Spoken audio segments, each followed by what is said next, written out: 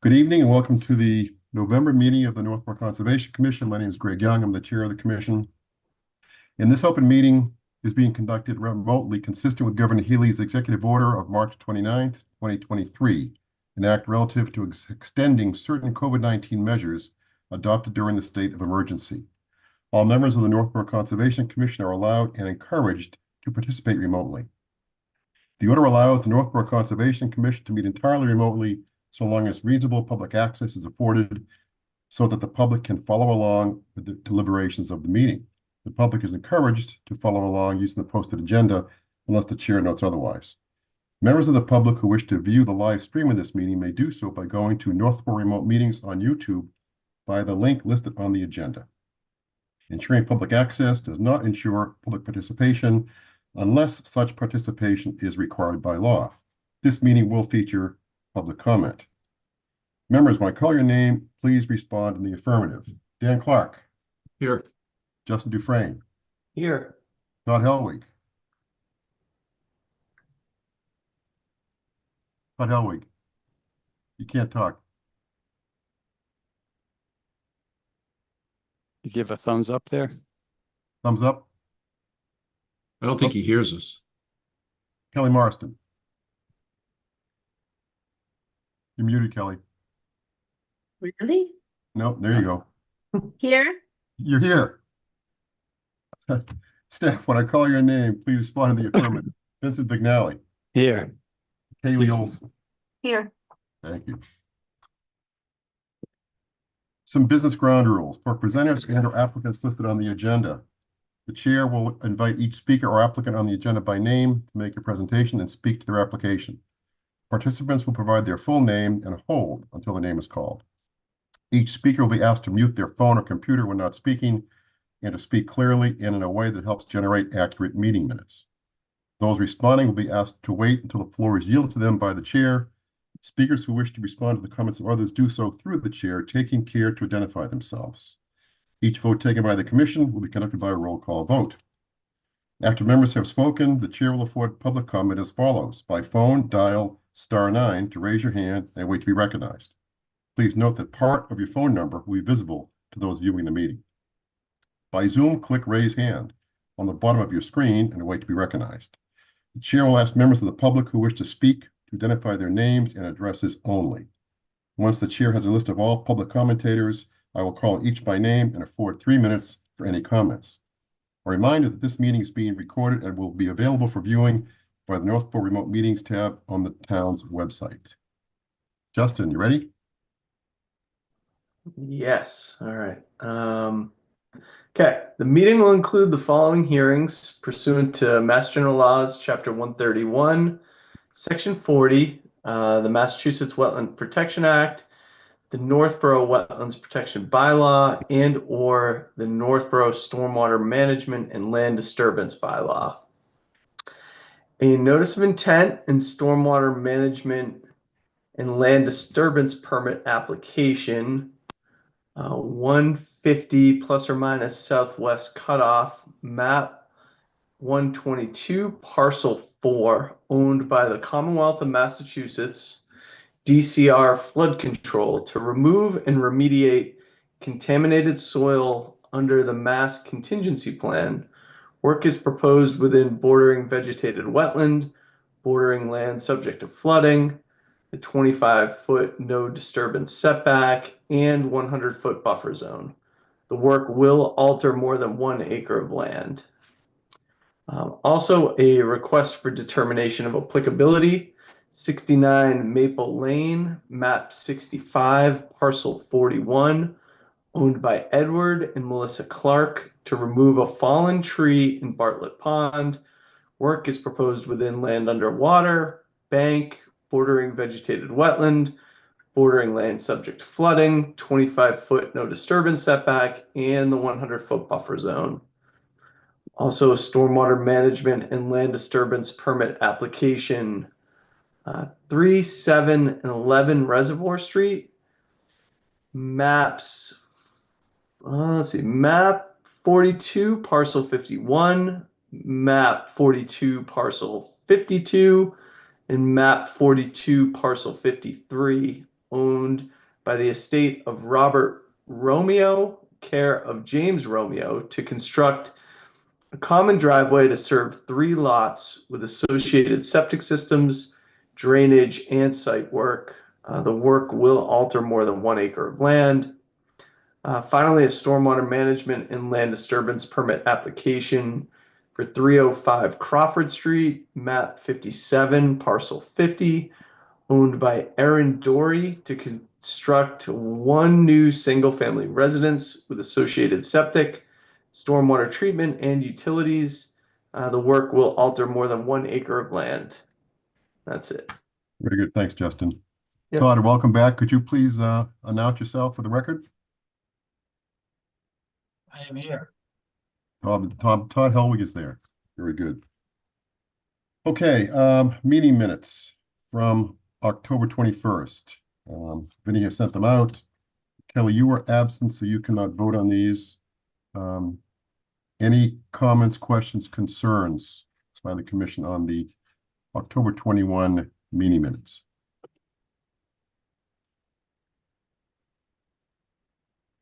Okay, no issues. Then we need a motion to accept. So moved. Motion made by Todd. Is there a second? Second. Seconded by Justin. Roll call vote. Dan Clark, Yes. Justin Dufresne, Yes. Todd Helwig, Yes. Kelly Marston. Oh, I don't nope, think you I cannot can vote. Very good. And I will vote yes. Just writing down the list, very good. Meeting minutes are approved and accepted. Okay. Todd, do you have laryngitis, something going on? It's hard to speak? Who, me? Yeah. No, I No, I couldn't. didn't know if that was your system or, After 4 years of doing this, I finally got a new computer with a proper, and I can't get any audio to come out of it now. So I can see you, but I couldn't hear anything anybody was saying. okay, good. We're all in the same So I boat. reverted. All right, moving around here, let's see. 119 Burfoot Road, 88 Trail, the Senior Center. Let me bring in Scott.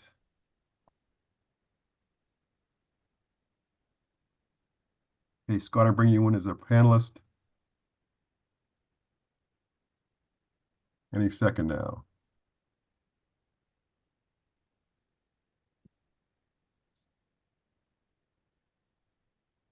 There he is.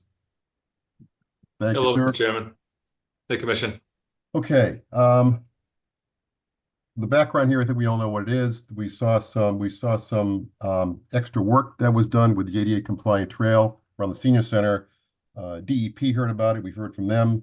It looks like a violation of the wetlands, and we're just curious in terms of how this came to be. I know that we were working with Scott, with you and your engineering team for several months on this, and we all came to a good conclusion here. So. Well, Can you the enlighten sorry, Mr. Chairman. I provided the Can't hear you, Scott. You memorandum. muted? Not muted. You're very faint, Can you hear me now? very faintly. Still.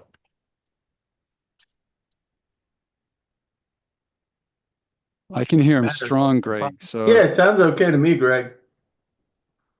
are we all Right Soft. again. Everybody's very clear to me. Okay, we're good. Okay. So I provided the memorandum to the commission, to you, Greg, as the chair, and also to Vinny, the conservation agent, regarding the occurrences out on the peninsula. The contractor did not do that work. We had a very tight budget, and we were struggling to keep the scope down. So we eliminated some work out on the peninsula during the permitting process. Near the end of the project, Public Works went in under my direction to reinstall a bench that was removed back in 2020 from the peninsula. The bench was removed during COVID. It was somewhat deteriorated. It probably could have got another couple of years out of it, but we decided to get it out of the way. Once that was removed, the project was nearing completion. We had some extra funds available to purchase another bench for the project. So we purchased the bench. I went out on the site. I explained to the crew to clear out the area, put in a concrete pad for the bench so it's wheelchair accessible, and put erosion controls around the limit of work. The limit of work went to the water's edge when it shouldn't. It should have been it should have been installed similar to what you see in the aerial image on the attachment to the memorandum, which is what the conditions were in 2020. There was a clear vegetated buffer of 2 to 4 feet around the perimeter of the peninsula. The intent was to keep that there. My intent is to reinstall that with appropriate species, preferably some low growing ones, just so that the seniors and the users of the trail can enjoy the vista out there. It was a miscommunication on my part between the crew and a bit of a robust effort on some employees who may not be quite as well versed with your requirements in the Wetland Protection Act than those here. Okay. So you're going to plant in the springtime? Yeah, in the spring, I'd like to clear out, a 4-foot swath around the perimeter, which is similar to what was there before. Work with either Vinnie or a professional wetland scientist to come up with a species and a planting plan, get it to the commission. The commission likes the planting plan, or Vinnie approves it, and then we can get out there and install it. I'd like to get that done relatively early in the spring so it has a chance to thrive with the odd precipitation patterns we have had lately. I'd like to get as much water on the plants as possible, so the earlier the better. Okay. What about the pad, concrete pad? That's a violation. And that would never have been approved. If that came to us in the plan, we would not have approved that, is my guess. Well, the concrete pad is required for the bench to be there. It's required to be accessible, so you need to have a companion seat next to it for a wheelchair. Yeah, my point though, Scott, is if that was on the plan originally, which it was not, there was no bench on the plan at the Peninsula Point, there was no nothing. If that was on the plan as presented, we would have probably rejected that because it was inside the 25 foot.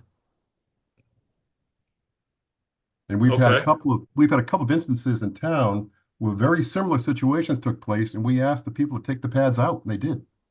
I mean, we have a lot of work that's well within the 15-foot no touch, the 25-foot no disturb.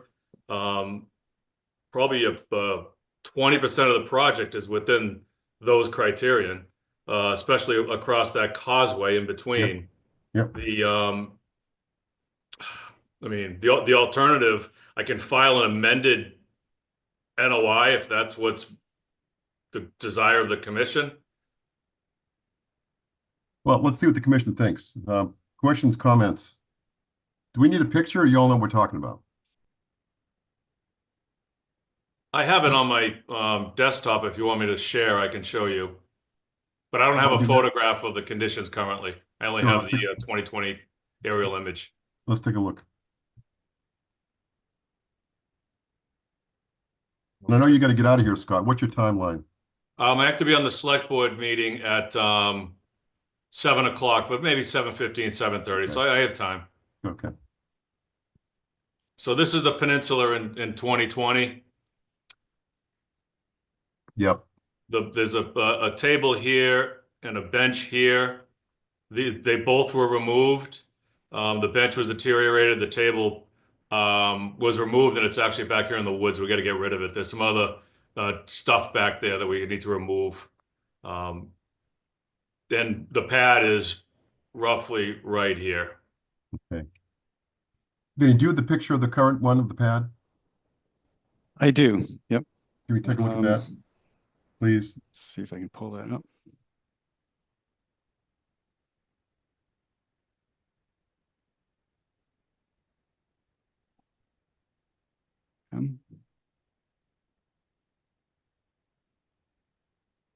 Too many things in the way here.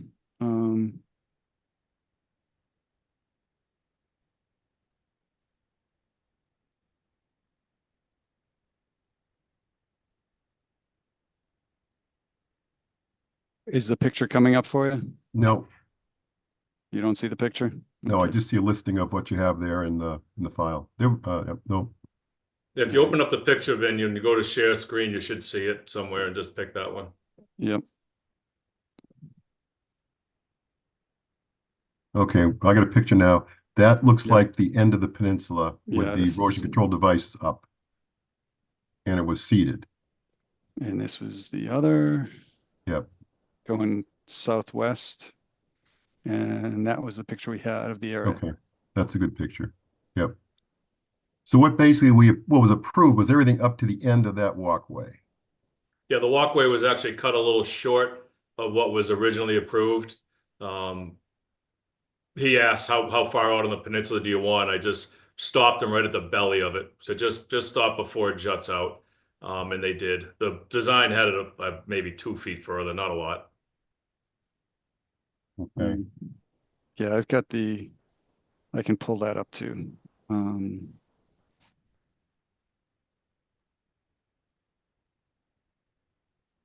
on.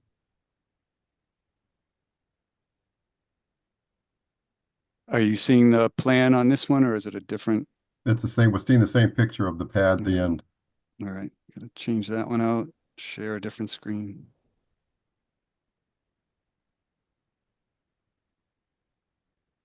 That's a plan. So here we are with the approved plan. It showed this distance here to the edge of the wetlands there. So Yep. it looked like it came to the end of the pavement. This is the approved paved walkway. Mm-hmm. And so the new pad is here. Does that seem right, Scott? Yeah, roughly. I mean, within a couple feet here or there, that's where it is. I'm not, splitting hairs, but yeah, that's where it is. Okay, good. You can take that down, Vinny, from my perspective. Commissions, questions, comments, concerns here. How thick is that pad? 4 inches with 6 inches of gravel burrow underneath. It's a typical bench or picnic table pad.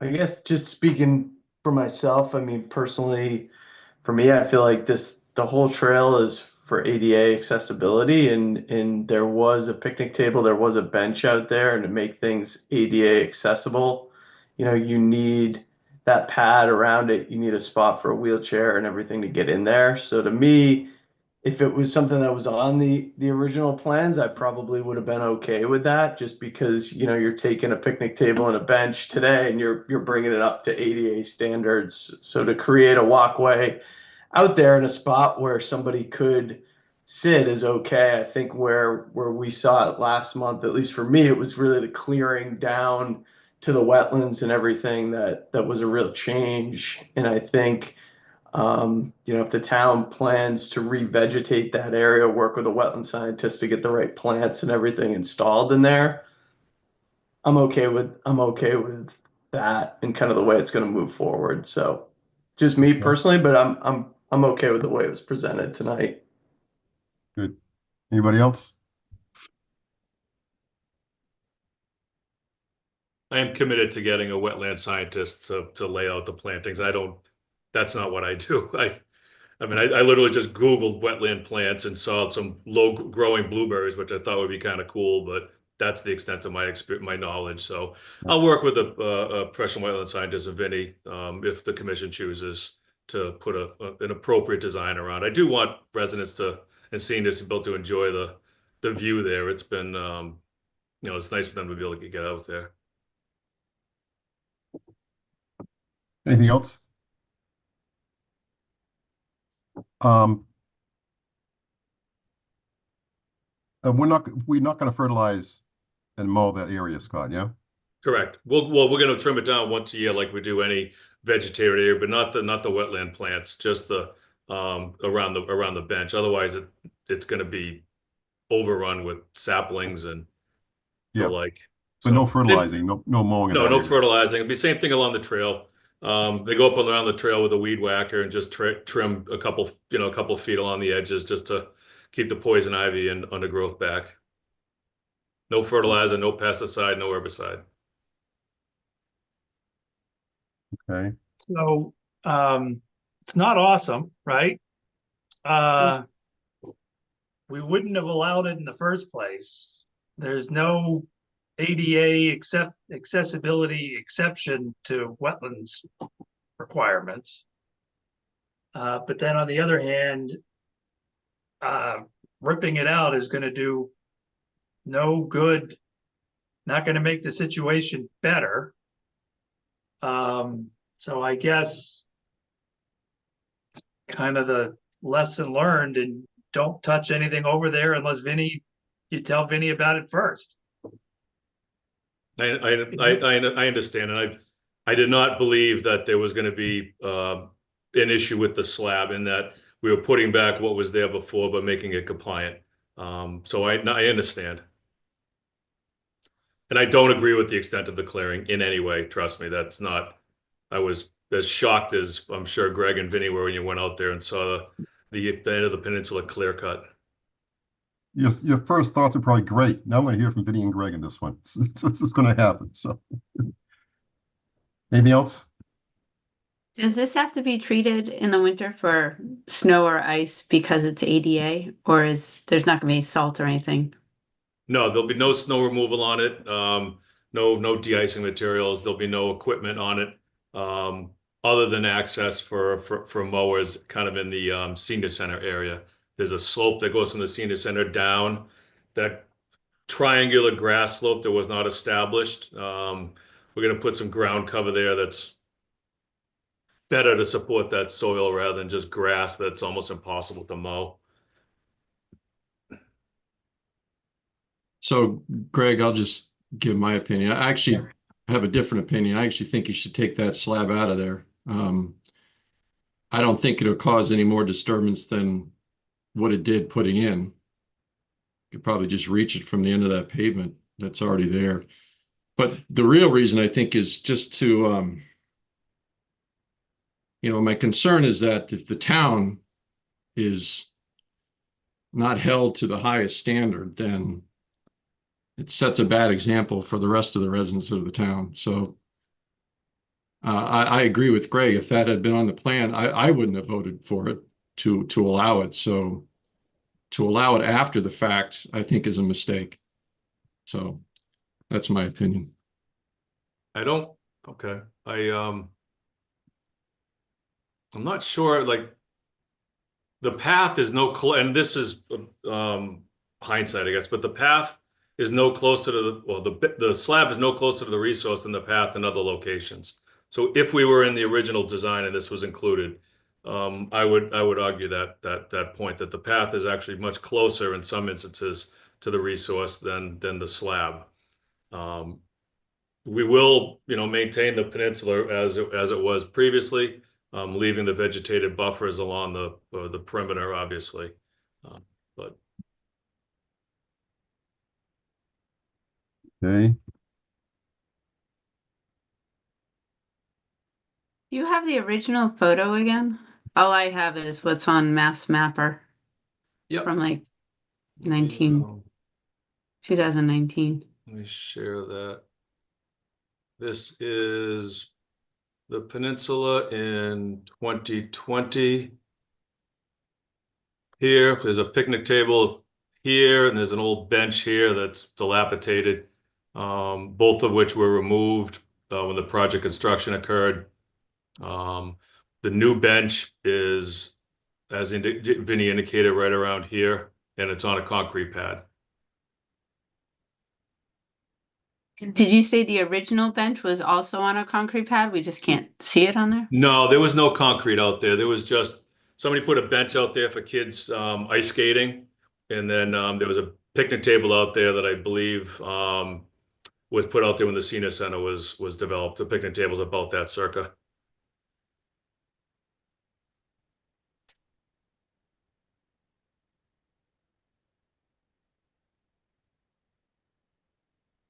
You good, Kelly? Any comments?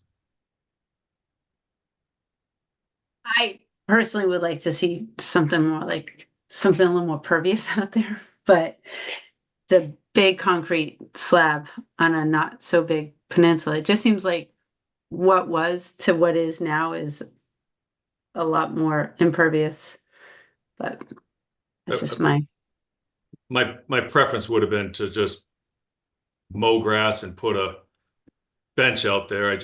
We're not allowed to. I mean, we have a lot of instances where residents or elected officials want to put benches and tables at somewhat remote locations at our parks and grounds, and I tell them you need to have an accessible path. We'll be hit with a violation under the Massachusetts Architectural Access Board's regulations. So it's just, unfortunately, it's a requirement that we can't just throw these things around.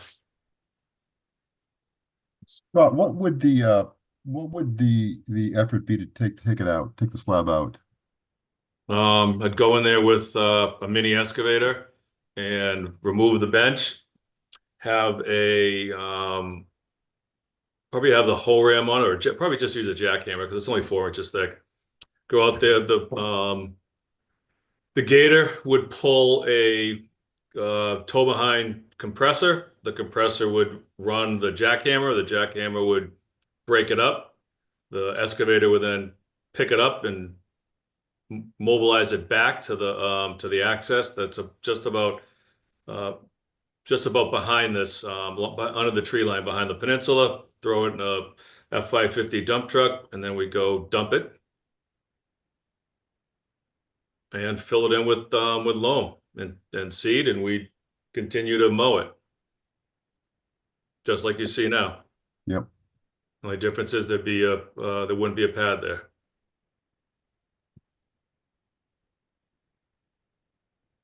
Would the bench end up at the end of the paved path? That would probably require more clear. If you look at Vinny's pictures, the end of the path still has substantial woody vegetation on each side. There's really not a lot of reason to do that. There wasn't a lot of woody vegetation out on the peninsula. You can see how sparse it was. There was a lot of areas where you could see, you could view the water body, not necessarily to the west, but to the south and to the east. As you go back to where the path ends, it's all woody vegetation. So, I mean, who wants to sit between, 2 prickle bushes and some shrubs surrounded by mosquitoes?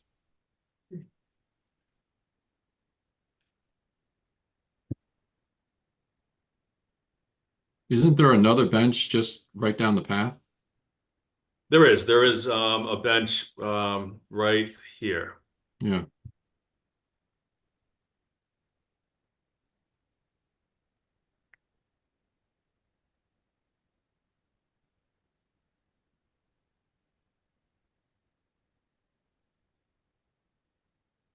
Scott, if the bench were to come out, would be any risk of damage to that, to the waters around there? Could we talk about anything rolling into the water, or would anything be caught by the erosion control devices? We have erosion controls. Nothing's going anywhere.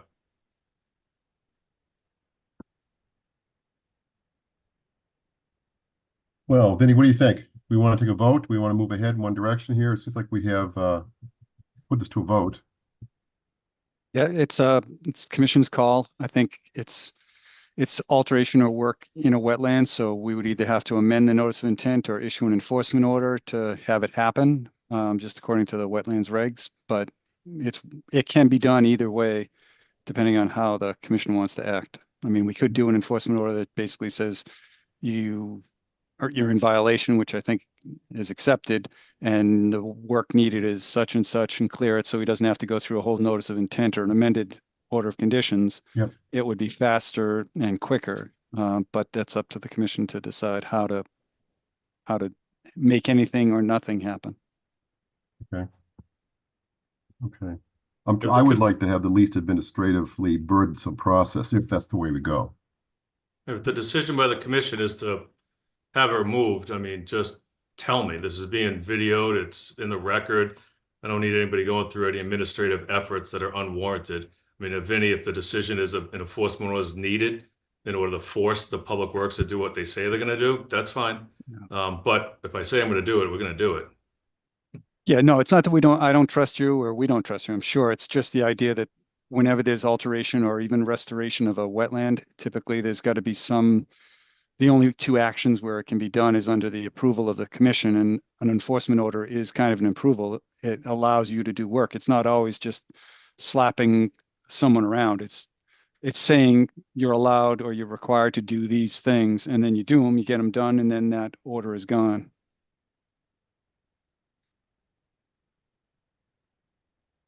Well, let's vote it so we can move on and Scott can get out of here and do other stuff and we can move ahead. Fair enough? Let's see. We need a motion, I guess. How about a motion to? I can't make the motion. Somebody else has to make it. Oh, that was weak. That was smooth, man. Come on. I'm gonna move to amend the notice of intent to allow the pad and bench to remain notwithstanding the original plan. There's a second. If I could jump in and just have it referenced on the as-built plan as a construction change. Sure. Can I add that to it? Okay. Vinny, but I'm sorry, you got a second coming your way. Yeah, need a second here somewhere. I'll second it, but I'd also add the revegetation of the area kind of around the perimeter that Scott mentioned that he'd do in the spring. And then I'll second it. Okay. So the commission's aware that there'll be another substantial change to the as-built when it comes in. The original trail ran parallel to the senior center parking lot. As you go into the parking lot on the left-hand side, I remember there was supposed to be a disc golf course over there or something like that. Yep. That whole section of Bitconk Trail was removed from the project. So it stops at the upper left-hand corner as you pull into the parking lot. Yeah, I think we knew. I think the Trails Committee spoke to us last month about that fact because they want to do some work around the existing trails. Like Yeah, around behind that little past the tree line. Yeah, that makes sense. Yeah. Okay, motion on the floor to leave as is. All in favor? I'm going to do a roll call. Going to do a roll call, right? I was going to do a hands vote. Roll call vote. We are voting for to leave as is. Dan Clark, No. Justin Dufresne, Yes. Todd Helwig, Yes. Kelly Marston, Yes. and I vote no. 3-2, it stays. Okay. So what the plan, let's do a quick summary. The plan, Vinny, is what? We're going to do an amend to the order. Yes, I can amend the order and put in the conditions, and Scott and I can work together on coming up with some plants in the next 21 days or so and try to figure out what just needs to get done to fill in that 4-foot strip around where the wetlands are. Yep. I'm trying to keep the bushes low so we can let the fisher boys and girls out there and play, and it makes sense. Yeah. Are there any fish in there? There are. Yeah, Are there's largemouth, there's pickerel and sunfish. Wow. Yeah. Pickerel. Interesting. All right. I think we're all set. All right. Thank you, Mr. Chairman. Well, Thank you, thanks for Vinny. coming in Thank you, front. Commission. Thank you. Appreciate it. Good, All right. good luck the rest of the day. Yeah, it's gonna get better. Thanks. Bye. Okay.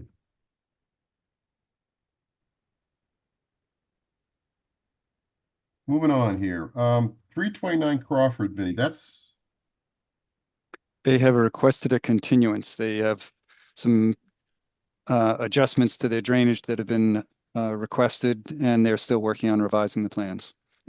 Is Vito in the attendees? I didn't see him the last time I looked, so he would be the one. yeah, I don't see Vito.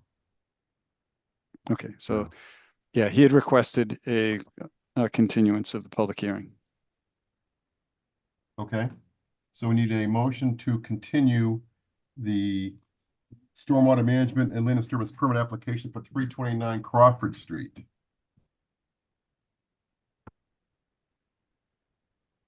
So So moved. moved. Well, Second. that was a quick one. Okay. Todd, Kelly, roll call vote. Dan Clark, Yes. Justin Dufresne, Yes. Todd Helwig, Yes. Kelly Marston. Yes. You vote yes, Kelly? Yes.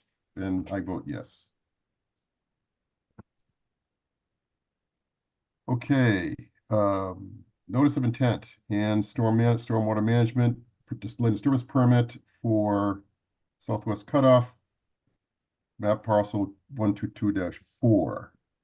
Now we got a few people here on this one, I believe. Yeah, let's pull in.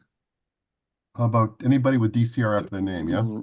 Yes, Robert Lowell, is he there? Robert Lowell's coming in, And then, Thomas I think- Walton, yeah, coming in. and probably Leslie. I think it's, where is that? I don't see any more hands up. Lombardo. There's Mr. Lowell. No Lombardo. We might have Mark Manganello if he's on the list. Yes, he's there. Yep, I've Yes, got him. LEC. Coming in. Anybody else?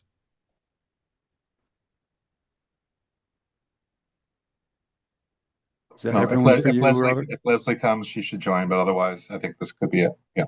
I've got a Lombardo. I have an L Lombardo with a hand up. That's Leslie. Promoting to panelist. Okay. Gang's all here? I think so. Good evening, Mr. Chair and the commission. My name is Robert Lowell. I'm the Deputy Chief Design and Engineering at DCR, Department of Conservation and Recreation. This property is a kind of a co-managed property with Natural Resource Conservation Service, federal agency, and the DCR under the Public Lands 566 program. It's a flood control facility primarily. And but we're talking about it tonight because when the DCR and the NRCS purchased the property, there was an existing use of the property as an auto dump and auto parts facility. And over many years, the DCR has been cleaning up that site, taking out a lot of car parts and tires, a lot of surface waste, but there remained a lot of subsurface problems, soil related. So tonight we're going to talk about the remedial plan and the restoration of that site. I'm just going to note that when we're done with the remediation, there is no planned development. We're not putting in a new park. It's to really restore the wetlands to their existing function and passive recreation. We could probably take some of the fences down that have been up there for years. I've had the prohibitive sign up there over the site, which is really located in the wetland area. But I'm going to turn it over to I think if Leslie wants to go next, or if over to Mark. Thank you. Yep. So I'm Leslie Lombardo with GEI Consultants. GEI is DCR's environmental consultant and remediation design engineer for the project. And I'm the licensed site professional for the project. And I wanted to just give a fairly high level overview of the regulatory history of the site and how we developed the proposed cleanup plan before I turn it over to Mark, who'll address the impacts to the wetland resources and plans for restoration. So as Rob had said, the approximately like 9-acre portion of that larger property, the project area was initially identified in about 2000 as a Mass DEP listed disposal site under the Massachusetts Contingency Plan. You're probably all aware of the MCP, which are the regulations that specify the requirements for notification, assessment, and cleanup of contaminated properties. The site was historically used, as Rob mentioned, in the 50s as an auto salvage yard and for illegal dumping. And so that resulted in contamination to soil, groundwater, and wetland sediments. The primary contaminants are metals and some lower levels of petroleum hydrocarbons. In accordance with the MCP, since 2000, Mass DCR has conducted several investigations to assess the nature and extent of contamination at that portion of the property to support development of a cleanup plan that will be protective of human health and the environment.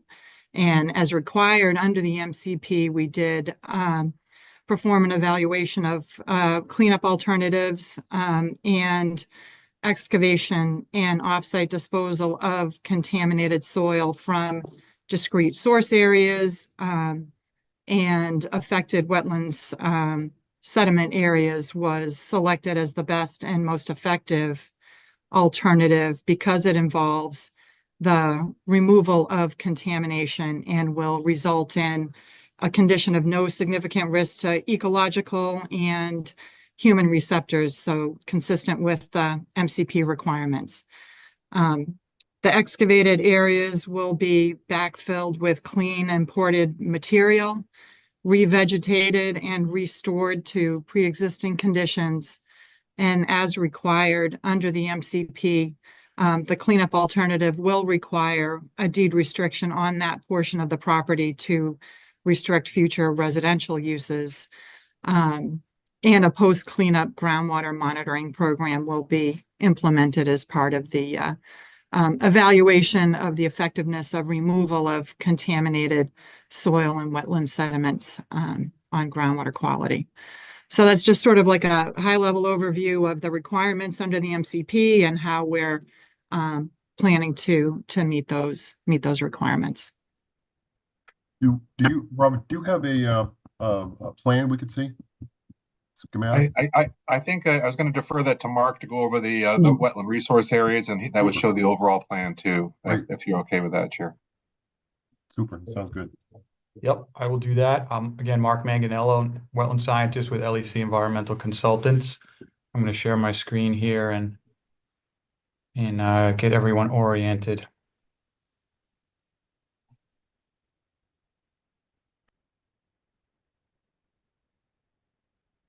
Okay, everyone see this aerial photo? I can, yes. Great. So I'm guessing you're generally familiar with this area. This is the southwest cutoff, Route 20 here. This is the Hop Brook flood control area. It's a large, close to 200 acres of undeveloped land. This is the flood control berm, which is existing, and the project area is generally over here. Okay, so fortunately, it's quite far from many residential areas.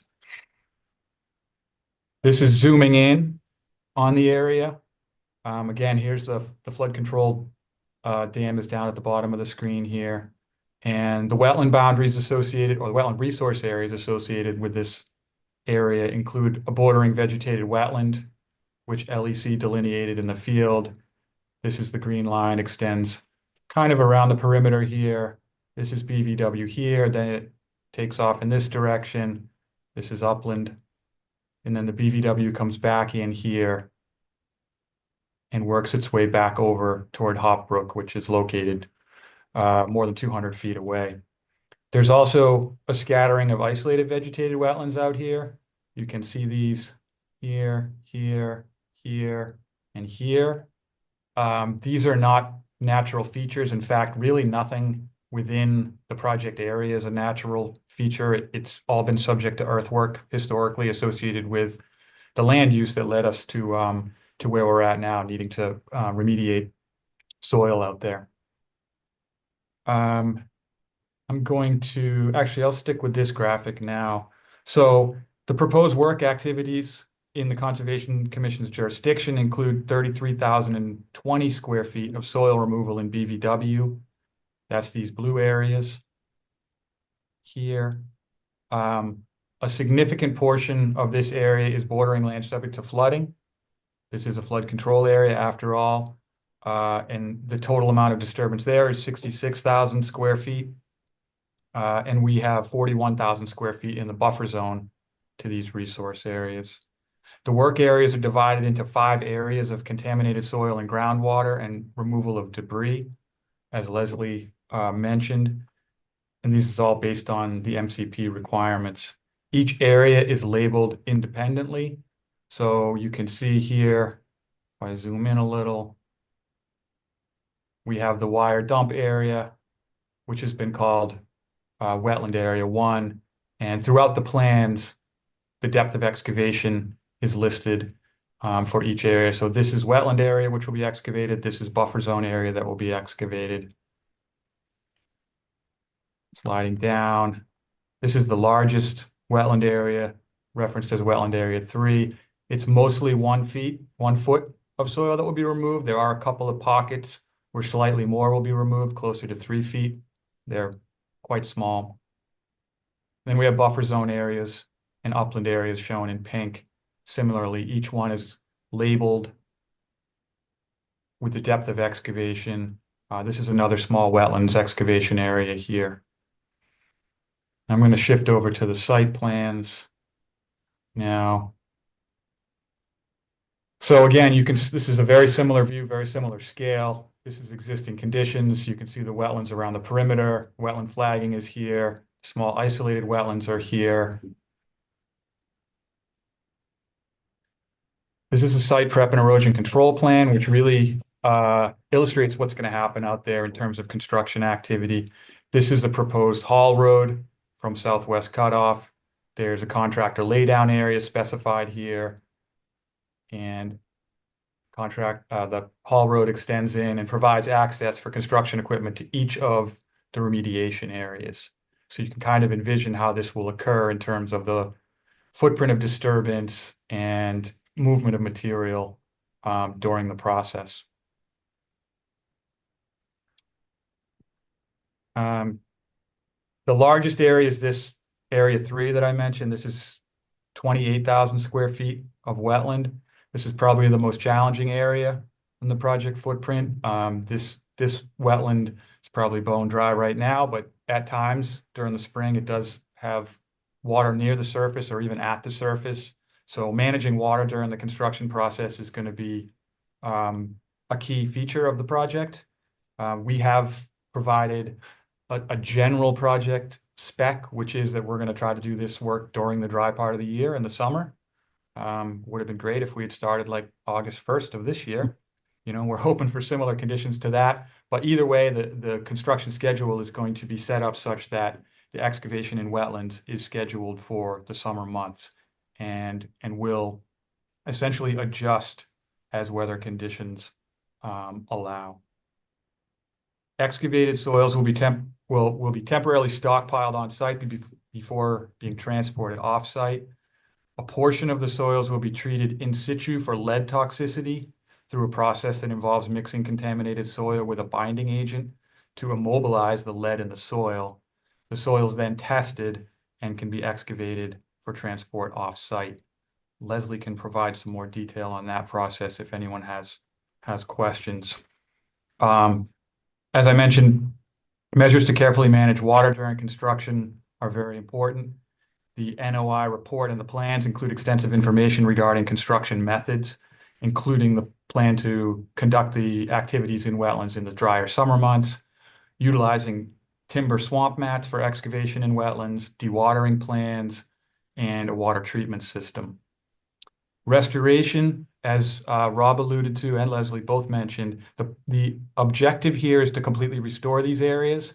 So where 1 foot of wetland soil is removed, 1 foot of clean, high organic hydric soil will be brought into the wetland to backfill it.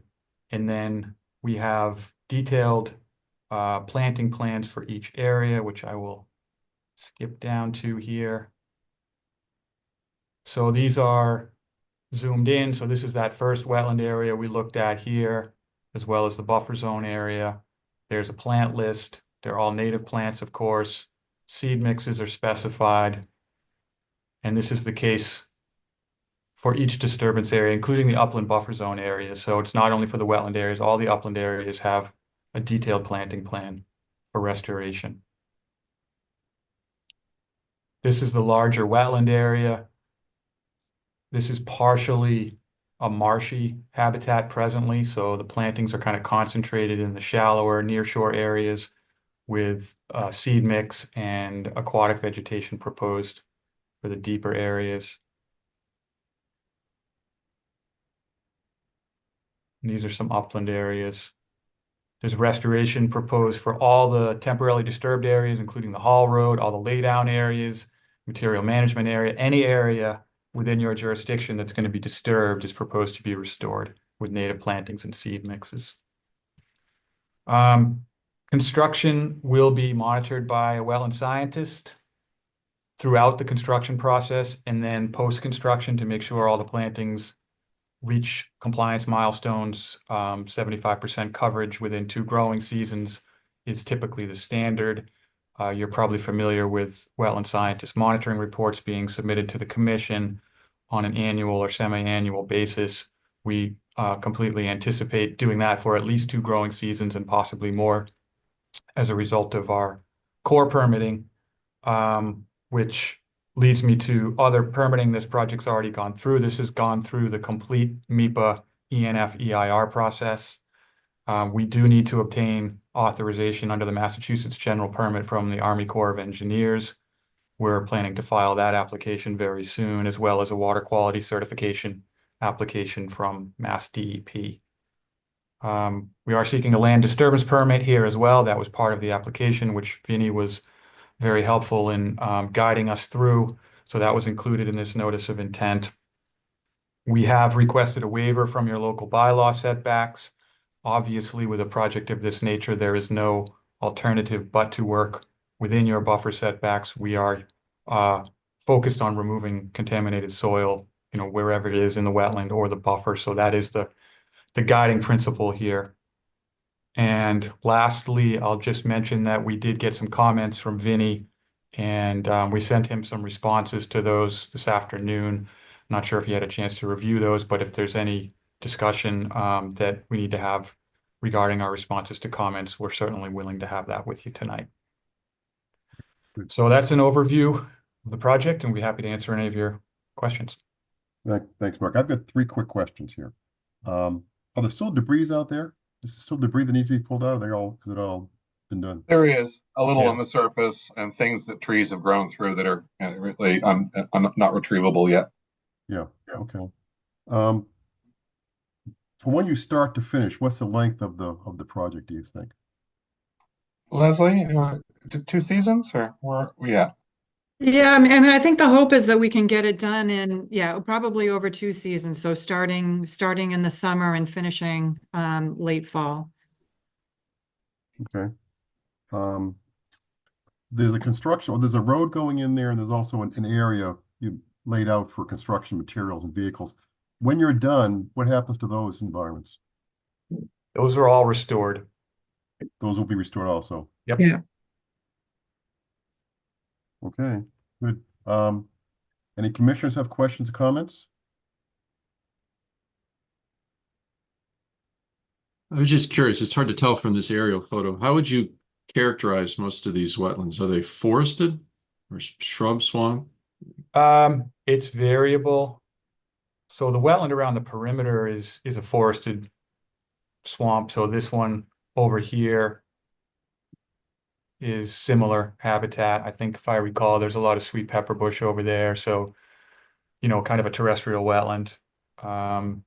This wetland over here actually has water in it seasonally. In fact, this has been identified as a potential vernal pool.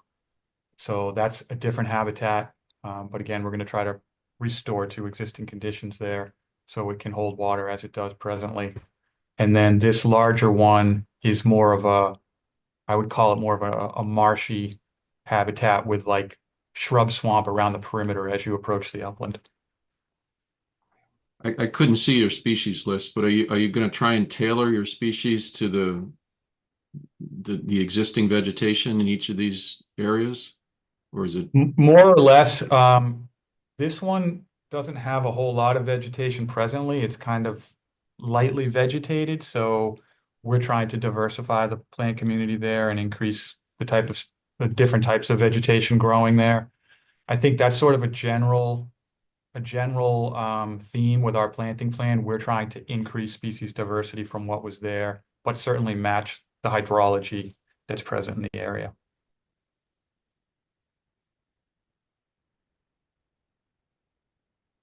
Okay, thanks. Any other commissioners have questions, comments?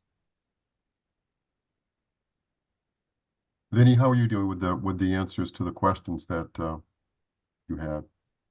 Yeah, thanks. Yeah, they've been really responsive. I got the comments to them a week and a half or so ago, and they went through it and submitted the response to me today. And they have The responses are adequate. There's a couple of little details we are probably going to go over and make revisions to the final plans to get adjustments in, because I don't think they had time to do that. But once I see that that work is done or those changes have been made, I think they'll be all set.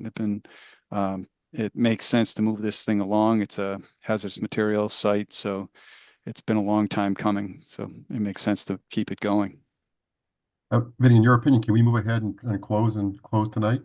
I would recommend closing it and have our standard conditions with also the land disturbance permit has an acknowledgement form that would be completed and a bond that's required, but we'd have to just see that we probably wouldn't be trying to hold a cash bond for the state, if as long as Right. it's written properly into their contracts like we do with the town. That would probably be the appropriate way to go. Okay. Let me see if we have any public comment, any hands up, questions, comments I got a hand up here. Rick Lee. Rick, I'm going to bring you in.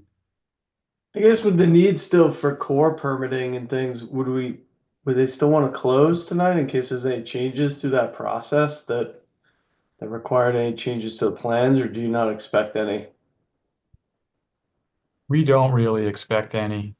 To be honest, we went through, like I said, the full MEPA review. Now, of course, the Corps wasn't involved in that, but multiple agencies have viewed this.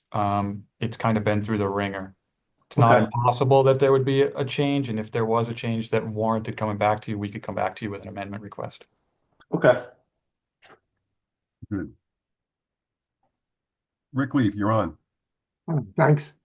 So I'm just interested being in a butter to the property here. I know that none of the residences are extremely close to what's going on here, but we live on a Wiles Farm Road, which is a cul-de-sac that comes in from Davis Street, kind of northwest of this area. And our backyard sort of butts right up against the conservation area there. We've been there for 40 years, so I guess I'd have two questions. One is there anything that we should have been concerned about having abutting this site for 40 years to what impact it might have had on our well or anything else on our property? Or secondarily, once this work starts, is there anything we have to be watchful for or be careful about for any disturbances that may happen that may have some impact on especially the well on our property? And for the questions regarding the well and groundwater, I would defer to Leslie. If you could comment on that, please, Leslie. Yeah, no, I think the contamination on the site is pretty contained to the site. And as far as construction activities, it's really it would be fugitive dust that would be of a concern, but wouldn't be really a concern in this type of area where it's so heavily wooded, and the contractor will be required to keep dust down. Because of the location of the property, it's pretty isolated and very well contained. There are no concerns. Does that answer your question? Yeah, and how about, will be any noticeable noise while that's going on? Will be noisier than usual while the work is happening? Well, I think you'll notice some truck traffic in and out of the site, but within the site, I don't think it will, there is so much buffer with the wooded areas. I'm not sure that you'll be disturbed by that. Okay. And I was just going to, I'm sorry, Rick, I was just going to add that it was primarily auto parts that were buried out here. And as Leslie noted, primarily we're dealing with lead, which stays put. And we're going to be monitoring the low levels of groundwater that we have there. But that was not a driving, I mean, it is a controlling factor for the site, but that wasn't a huge, any sort of offsite impact to our understanding. Okay, I just asked the commission as this goes along if there's any reason why, any of us as abutters would have any reason to be concerned or need any additional information. I assume we'll continue to be kept in the loop about this, but it sounds like it's contained enough and we're far enough away from it, so it shouldn't be a problem for us. Good. Okay, thank you. You're all set, Rick. Thank you.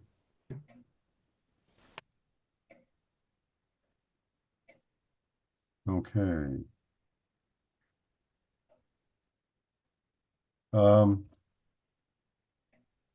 Mark, if you could take your picture down there, it'd be great. Thank you, sir. Got it. Okay, so I think we're all set then. Move ahead here, Vinny. You agree? I agree. We need a motion to close the hearing on South Smith Cutoff Land Disturbance NOI. So moved. Is there a second? Second, Seconded by Dan. Roll call vote. Dan Clark, yes. Justin Dufresne, Yes. Todd Helwig, Yes. Kelly Marston. Yes. I vote yes. Hearing is now closed. Now we need a motion to issue a notice of intent and a stormwater management permit for Southwest Cutoff as defined in the agenda. Make those motions. Is there a second on that? Second. Seconded by Kelly. Roll call. Dan Clark, Yes. Justin Dufresne, Yes. Todd Helwig, Yes. Kelly Marston. Yes. And I vote yes. Very good. Thank you, folks. Thank you so much. Good presentation. Thank you very All the much. questions were there. Thank you for all your help, Vinny. Appreciate it. You're welcome. Thank you very much. Good Have a night. nice care. evening. Oh,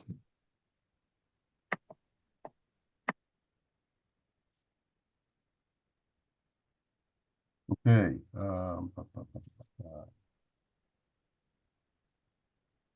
Kelly, if you remember, before your sabbatical you took, we were working on you making the motions. Yes, we were, and I feel as though I'm doing such a wonderful job seconding.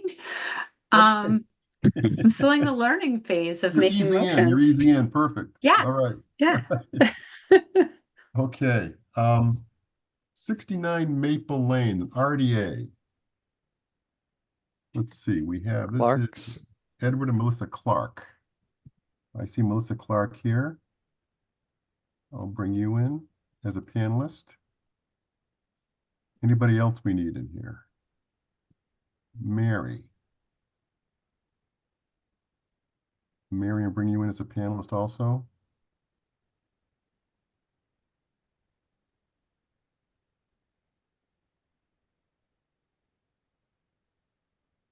I see two people. And I see three people. You're both muted. Hi, it's Melissa and Ted Clark. Hi. Hello. Mary, can you Mary hear? Maddock, 61 Maple Lane. Perfect. Okay. All right. Tree in the pond, what's going on? Melissa, do you want me to bring pictures up or are you going to run the pictures? I can run the pictures if I can share my screen. Yep. Bottom of the screen.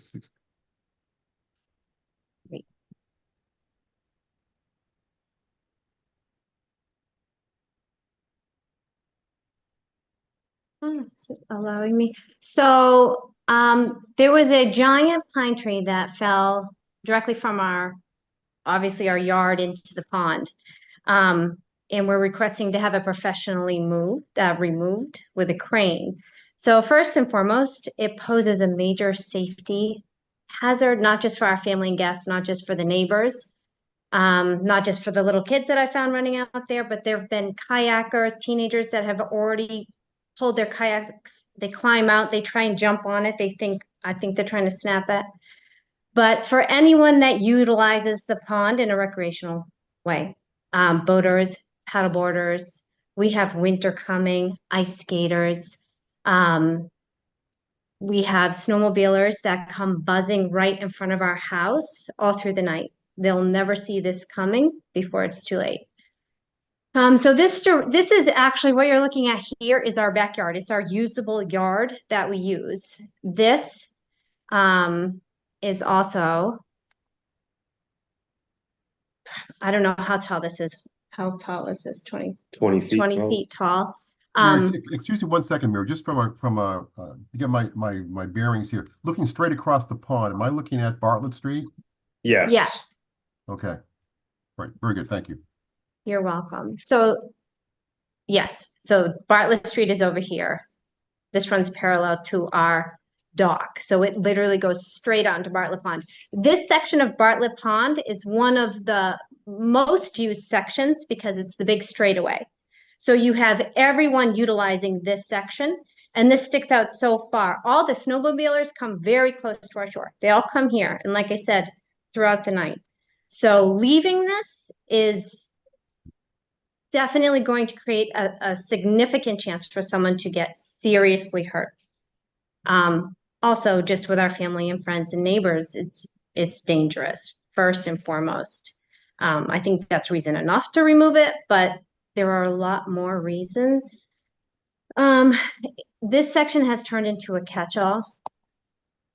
So this is pond, and water can't flow here. All of this is just sitting. It's just going to rot and turn into stagnant water. Again, this comes into our yard. So this is the down where the leaves are is the pond. This is just brush, and then this is our land. So the land comes down like that. So just a few pictures for context so people can see. When did the tree come down? Came down the end of September, I think. And then I spoke to Vinny, and there was a lot that had to be done in order to apply to come here. So it took us a few weeks to get all of the paperwork worked out, which Vinny helped me with. So it just newly came down. We've had several tree companies come out, you know, and they all agree that really the tree needs to be removed. Again, it's a hazard, but not just a hazard, it's not good for the pond. I had consulted with Matthew Vaught, so I'm assuming that you all had the opportunity to read the letters that I sent from neighbors and from Matthew Vaught this morning. I'm hoping you had the opportunity to read all of those. Matthew Vaught is, he owns New England Aquatic Services. So he is a pond restoration and maintenance specialist, because I wanted to find out really what significant benefits or not benefits, risks that the tree could have to the pond. And he felt strongly enough to write the letter that I submitted to you all. So he services the entire New England and tri-state areas. And during our consultation, he was adamant that removing the tree would be beneficial for both the ecosystem and the overall health of the pond.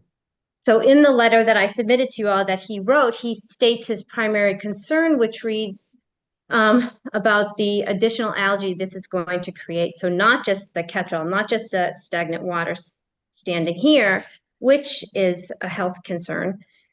But he stated, the primary concern I have with allowing the tree to remain in place is its effect on the water quality. As the tree decays, it will consume oxygen from the pond. The stored phosphorus and nitrogen in the tree will be released into the pond, contributing to its internal nutrient loading, increasing the likelihood of the algae blooms. These blooms can include harmful cyanobacteria or blue-green algae, which have the potential to be toxic for humans, pets, and other wildlife. The overall water quality of the pond is affected by its existing internal loading sources, as well as the external loading provided by its watershed. Taking proactive approach to limiting new sources of nutrient introduction is an important element of responsible pond management. And we know that we all have spent really good money to take care of the pond, which we really, really appreciate. The pond has been treated, but he insisted that as a pond restoration and management specialist, that leaving the tree would be counterproductive to treating the pond and maintaining the health. So we are hoping that you'll approve us to remove the tree from the pond. Okay, I've got a Robert Parente with his hand up. Is he also a neighbor? Who's that? Who is it? Robert Parente? I'm not certain. Yeah, I'm not certain. No? He's the Reservoir Street project, but Okay. I'm not sure if he has something to add. I don't know. Okay. Robert, can you hear me? Yes, Mr. Chairman. I was just trying to see if I was logged into the meeting. Sorry. Okay, I'm gonna.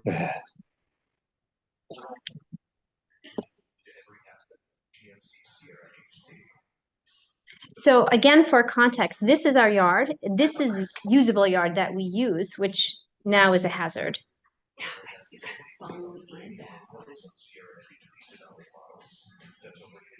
This also here where it's catching everything now. There's a ton of fish that spawn right off our property right there. Now it's getting all loaded up with with all kinds of dead vegetation and stuff.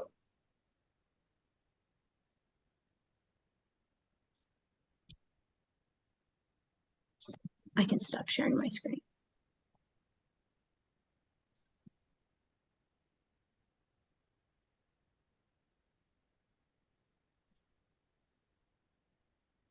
Did you say that you had children trying to walk out on it and you felt There- it was a hazard because kids were going to get hurt out there? So the tree, it's really, unless you see it for yourself, which I encourage all of you on the board to come down and see it. Unless you see it for yourself, it's hard to imagine. The tree is got to stick out almost plus or minus 100 feet from our land. It is enormous. There are very sharp, very large branches that stick out all over it. So yes, I have teenagers. However, I have seen we're in a Maple Lane is a different kind of neighborhood. There's kids running around like it's a nice neighborhood. There have been kids out on it. By the time I get out back, they're gone. But there have been teenagers. Also, Bartlett Pond is used by a lot of teenagers, but there have been teenagers on kayaks that pull right up to it and they get out and they're on it because it sticks that far out into the pond. And again, during the winter, one of my major concerns are the people on the snowmobiles. They come zipping right there, literally right there. That's where their tracks are. They will never see that tree. They'll never see it. They come in the middle of the night. I can pull up a aerial photo of it and on the assessor's map if you wish. Sure. Hey, Vinny. Yep. Sorry, I dropped off. I had an internet problem. My wife's downstairs on the anyway, capacity issue. But did you bring up the point of town property? I have not spoken. It's I just pulled up the image of the property. Okay. And so what you can see in blue is the Clark's property here, and the pond is off to the east. Yep. This red line was an estimate of where the tree was, but then when I pulled up the 2024 Google image, you can actually see the tree laying down into the pond where it's kind of split along the edge. Mm. It's probably she's about right. It's a 90 to 100-foot long pine. So it's extending very far out into Bartlett Pond. This is all owned by the town. The town manages the pond. We've done the treatments for the aquatic invasives, but it looks kind of like the tree is owned by the town and on town property. But as we've done in the past where people own property and they're worried about dangerous trees on town property, we allow them to take them off if it is truly a danger. So that's where we stand here, is that whether the commission just considers this to be a danger or whether it's just part of nature where the trees fall and that's what happens.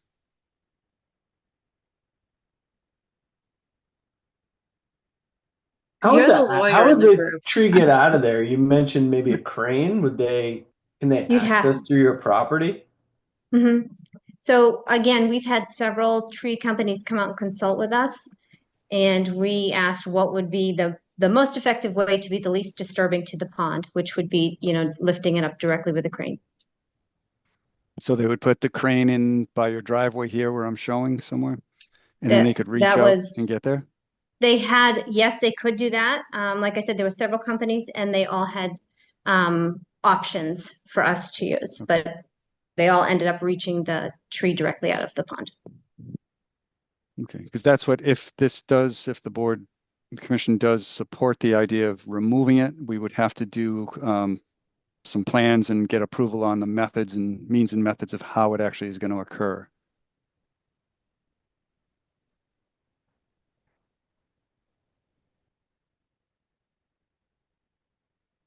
So this Legal is, question. go ahead. If, let's say a snowmobiler does run into this, now that we've been made aware of it, are we held liable, being the town?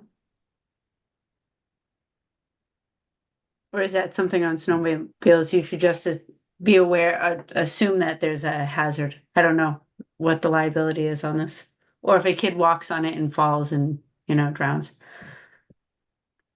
Well, it is a pond, so it's not as though it's someone's pool where you can have a fence around it. Okay. And there are other spots on the pond where there are trees down, there's kids on kayaks. I mean, I looked at it, and if snowmobiling is a concern, but they should be aware of where they're going, and it's like driving a car. You try to make things as best you can see it from a distance because it's all pond out there, so it's not like it's hidden around any other trees or something strangely sticking out. If they're familiar with the pond, then they'll know about it, but it is a Yeah. concern with that. The idea of skating, it actually looks like a great spot to sit down and put your skates on, but Actually, so I disagree. I appreciate what you're saying, Vinny, but I strongly disagree with that it's not strangely sticking out. Again, it is the only thing that is sticking out. And that part of the pond is one of the most highly used parts of the pond. So you're going to have people who have been snowmobiling for years that have come down, haven't been over there. They come in on the other side of the pond and they zoom down. And it doesn't just affect, so it really doesn't make sense to me if the town is responsible or not. If we know that it's such a hazard, we're leaving a major risk out there because someone should know better. Like, that doesn't make sense to me. And it certainly wouldn't just affect the person that got injured. It would be directly in front of our house. It would affect us and our family. And even imagining what we could see or what that could look like isn't a risk that I think is a responsible or even optional risk to take. Okay. I'm just pulling up the pond from the GIS, the town's GIS, and the lot is right in here. So it is sticking out into this section of the pond. So there's not a lot of hiding it around here. And then if they're coming around here, there's still a lot of visibility. But again, there is a concern with snowmobiles. Well, But Vinny, but it's not just the snowmobiles, but they do Hey, snowmobile in the night. Melissa, Yeah. excuse me, Melissa. We'd like to have the commissioners express their Yes. opinions right now. Okay. Todd Helwig. yeah, I'm not sure one way or the other whether I care about taking the tree out, but I certainly don't care about safety issues, right? We can't worry about every pile of rocks, every fallen tree on conservation land in town, right? That's not really our responsibility. I would think that snowmobiling at night, thin ice, would be the bigger issue than running into a fallen tree. But again, it's not really our concern, right? We can't make the world safe for snowmobilers. Anybody else have a question? Commissioners?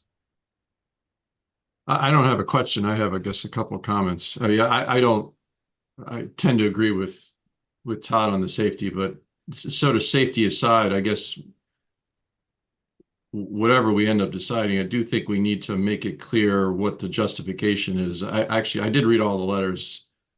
From an ecological standpoint, I don't agree.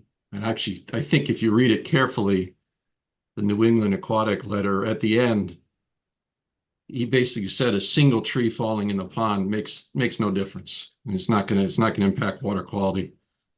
It's certainly not gonna affect algae blooms. I'm amazed he even wrote that. And I do think there's a tendency to sort of, as natural events happen, to sort of try and clean up nature, but nature happens all over the place. Trees fall down in ponds everywhere. So I don't think there's ecological justification for removing it. You know, whether there's consensus on the safety, I guess it's a different point, but that's my opinion anyway, from the environmental perspective. Thank you, Dan. Any other commissioners have questions, comments, concerns? Let's see, we need public comment out here. The only hand I see is Mr. Parente. We know he's here for the next one. Yes, Mary Maddock and Vince from 61 Maple Lane. Mm-hmm. Just really would like to impress the idea that we really want to have the tree removed that it's important for the cleanliness, to keep the pond clean. If you keep allowing all the trees that fall to stay in there, we're just going to have a swamp. We pay extra taxes for being on the pond. And, you know, now if you can't use it because you've got trees down, then, you know, we're losing out on our ability to use it. The snowmobilers come in from Watson Park, so they can get a good speed up to come across and come down to where the tree is. So I would highly recommend that we get the tree taken out. Okay. Vinny, you and I were talking about this earlier today, and this is an RDA, correct? Yes, yeah, it's more to find out whether the commission is even interested in allowing it. So if the commission is not interested in allowing it, it would be a positive determination with a no. Yes. And if the commission wants to remove it, it's going to be a positive determination, but we're going to need an NOI filed because it's a wetland resource that we're now changing. Yes, and I learned that a couple of weeks ago when we posted the public hearing. The DEP reviewed it, and since the tree is in the wetlands and in the water, any work on that is work in a wetland resource area, and that any work in a wetland resource area requires a notice of intent. So we would have to do a notice of intent. It would still be about the same bit of information, same justification, same considerations, but again, with what I was asking for before was the idea of the means and methods of how specifically it was going to get removed and how it was going to be done environmentally sensitively. Okay. All right. Anything else you want to add, Melissa? No, I think we just, Yeah, that sums it up. yeah. Okay. All right, so we need to close the hearing, Vinny, right? Number one? And Yes. then we'll take a vote on the RDA. That's correct. All right. We need a motion to close the hearing for 69 Maple Lane. So moved. Second, Kelly, I was not fast enough. I'm sorry. roll call vote. Dan Clark, Yes. Justin Dufresne, Yes. Todd Helwig, yes. Kelly Marston. Yes. And I vote yes. Hearing is closed. So now we're going to vote on the RDA and whether the removal will be allowed or not. So it's a positive determination in whether it's going to allow removal or not. That's correct. Correct. So we're voting for allowing the removal. If it passes, we'll need an NOI. If it does not pass, then we don't. We need a motion. We need a motion, right, Benny? Motion Yes. to vote on the RDA 69 Maple Lane.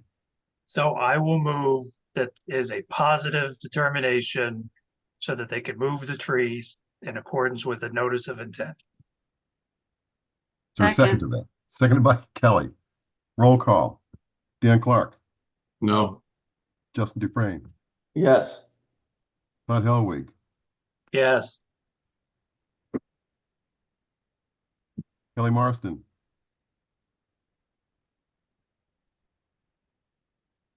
No. Kelly? Sorry? No.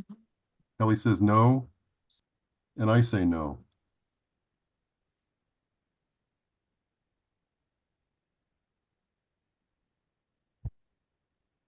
So the tree stays. Now, is there any mitigation that can be done, Vinny, around the safety issue? I mean, for instance, can the tops of the tree, can we prune the top of the trees, those things sticking out? No one, it's one of those things that seeing the tree gone would be an obvious thing.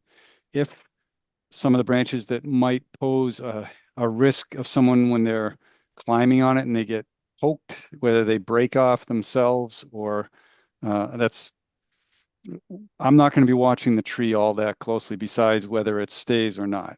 As long as there's a tree out there, I'm not watching to see whether some kids are out there and are sitting on it or breaking off branches or anything like that. We just leave it and let nature take its course. Okay. All right. That's that. Thank you for working with us, Melissa. It was a lot of work, but thank you. Not the outcome you're looking for, but that's the commission's position at this point. Move myself.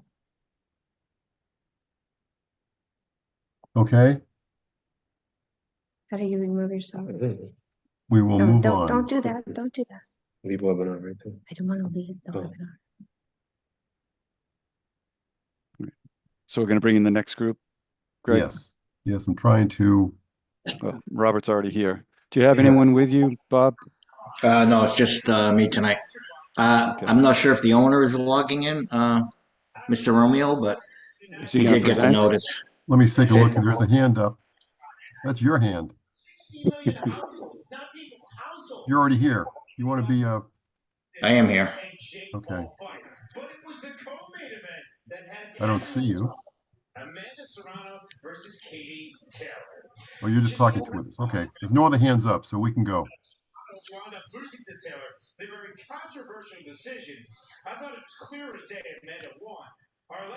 So you're waiting for me, Mr. Chairman? Yes, sir. Okay. Ben, are we able to bring up the, maybe the grading and drainage plan we could start with to discuss the overview? Sure. Do you have something on the background, Robert? Yeah, private TV. Hang Yeah, on. could you turn that down? It's a little, we can hear it. It's a little, the background noise is a little disturbing. Sorry about that. Sorry. Let's see, is that better? That's much better. Okay, now Okay. let's see. Something's happening here. We see a schematic. Let's see, that's back to Bartlett Street. Yep. So we are Reservoir Street, corner of Reservoir and Church Street.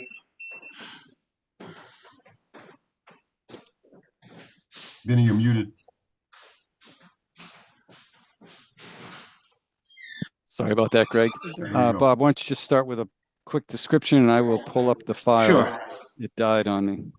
Okay, so the project is a proposed 3-lot common driveway on Reservoir Street, about maybe 400 feet up from the corner of Crawford Street.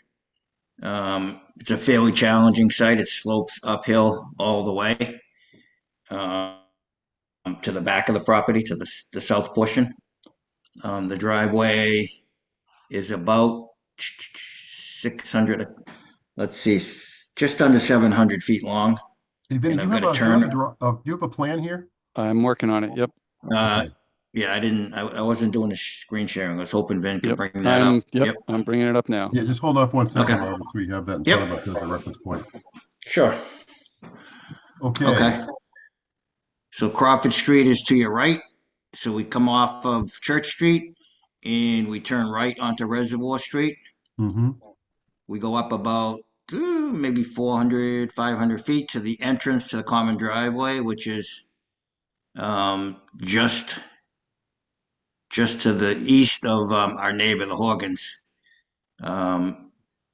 So based on the entry grades that are required by the planning board with their common driveway permit, we come in off of Reservoir Street, I think at 5.9% for about 75 feet. And then we increase the slope as we come up the driveway to 9% for the next 200 feet. And then the remainder of the driveway flattens out a little bit to about 7.2% up to the turnaround, the proposed turnaround, which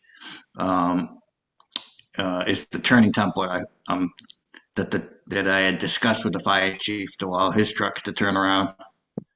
So the lot 1. So there was a previous A&R approval not required plan for this property by land planning, and I had to revise a couple of the lot lines. So the lotting plan that I've submitted is slightly different than the original. Number one, because lot 1, which I now call lot 1A, didn't have the required lot width.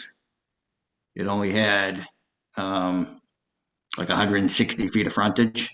And then when you get all the way up to the back of the property, the south portion, lot 3, the only place they could have put a house, if I kept the house out of the 200-foot riverfront zone, was on the side of a slope that's about a 20% grade. It just, you could not build a house or a septic system there. So in order for so this land is in an estate owned by, it's the estate of Robert Romeo. So James Romeo is the executor of the estate, and it's him and his brother that left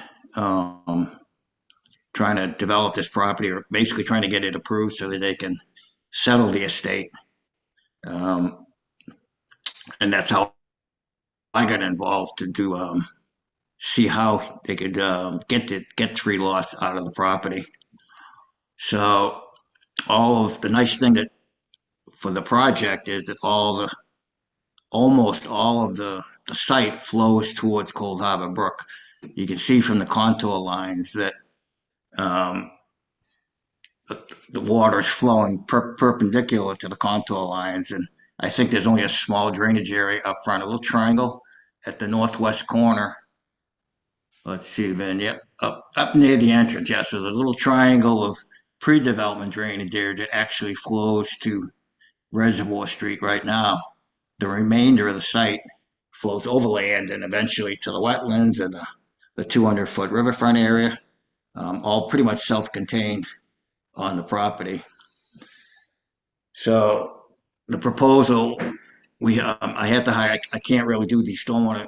I did the surveying and the topographic plan and the driveway design, but I can't do the stormwater management design at this point. It's just too much work. So we hired Mark Elbag, M.A. Elbag, to help with the detention ponds and the stormwater. So Vin's got the hand. There's a small stormwater detention area up front that would contain the lower portion of the site, because we're not allowed to drain water onto Reservoir Street, or we're not allowed to drain more than we are existing. And then there's a larger pond in the middle of the site. That's actually the infiltration basin. So that basin, I actually proposed, in order to keep the commission happy, I actually proposing a concrete wall instead of grading out a berm on the east side. Actually proposing basically just a regular normal foundation wall, 8 foot high. That'll be equally balanced with 4 feet of fill on either side, but that area will be able to infiltrate the stormwater and meet the regulations for the state stormwater regs.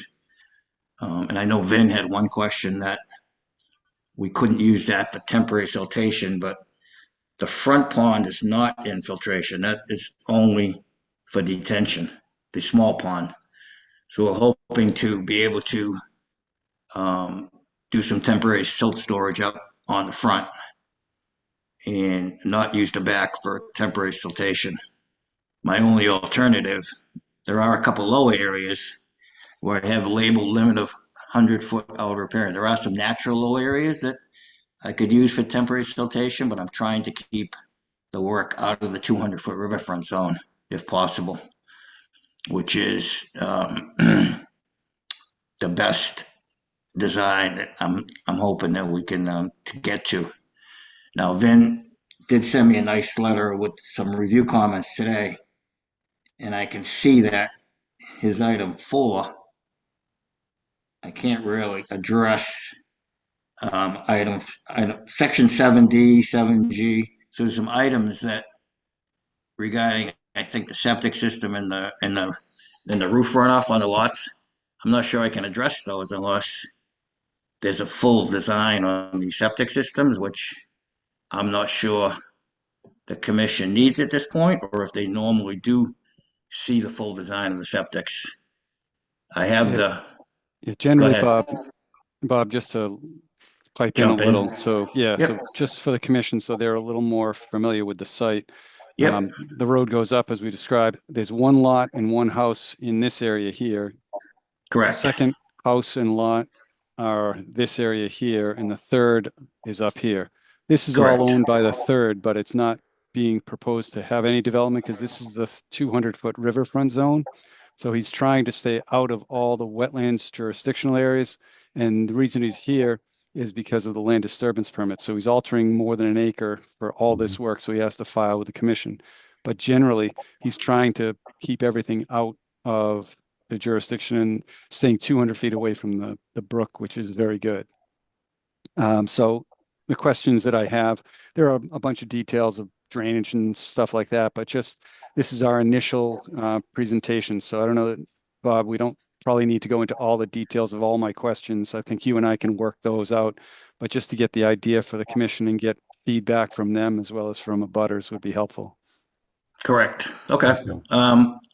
Just as a side note, we did do all the soil testing, so we have adequate depots and perk tests for 3 septic systems. They have not been designed yet, but they could be at any point. And my vision is that a developer might want to build this together, so he would design the septic systems if that's agreeable to the commission. I'm just not sure how much detail on the lots we need.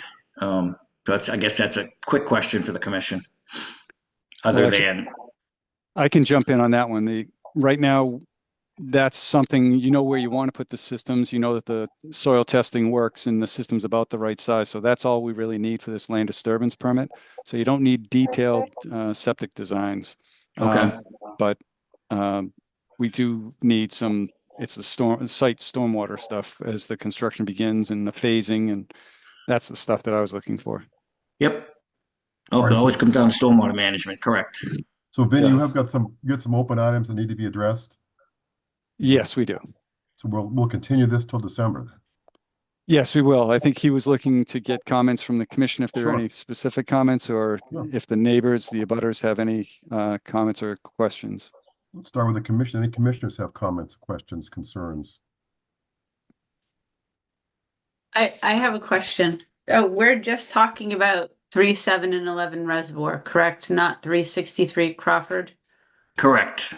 Okay, and then on the application, I'm looking at a map that's town of Northborough, and it looks like with red lines, you've kind of chopped it up, but then I believe it's the stone house on the corner that looks like it's surrounded in a big purple outline. Is that part of this too, or is that just? Are you looking at the locust map? What three? So 363 Crawford is lot 4, which is the existing house, the farmhouse. Is this what you're looking at, Kelly? It's like across the street.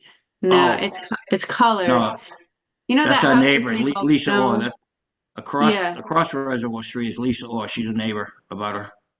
Okay, it's just the whole property is outlined in purple with lines sticking off of it. So I didn't know if that's something we were That's probably supposed to my be paying computer. attention to. That's Okay. probably my computer error. Yep. Thank you. Okay. But I can fix that. Yep. Super. I know what we're talking about now. Right. You good, Kelly? Yep. Anybody else? Questions, comments, concerns?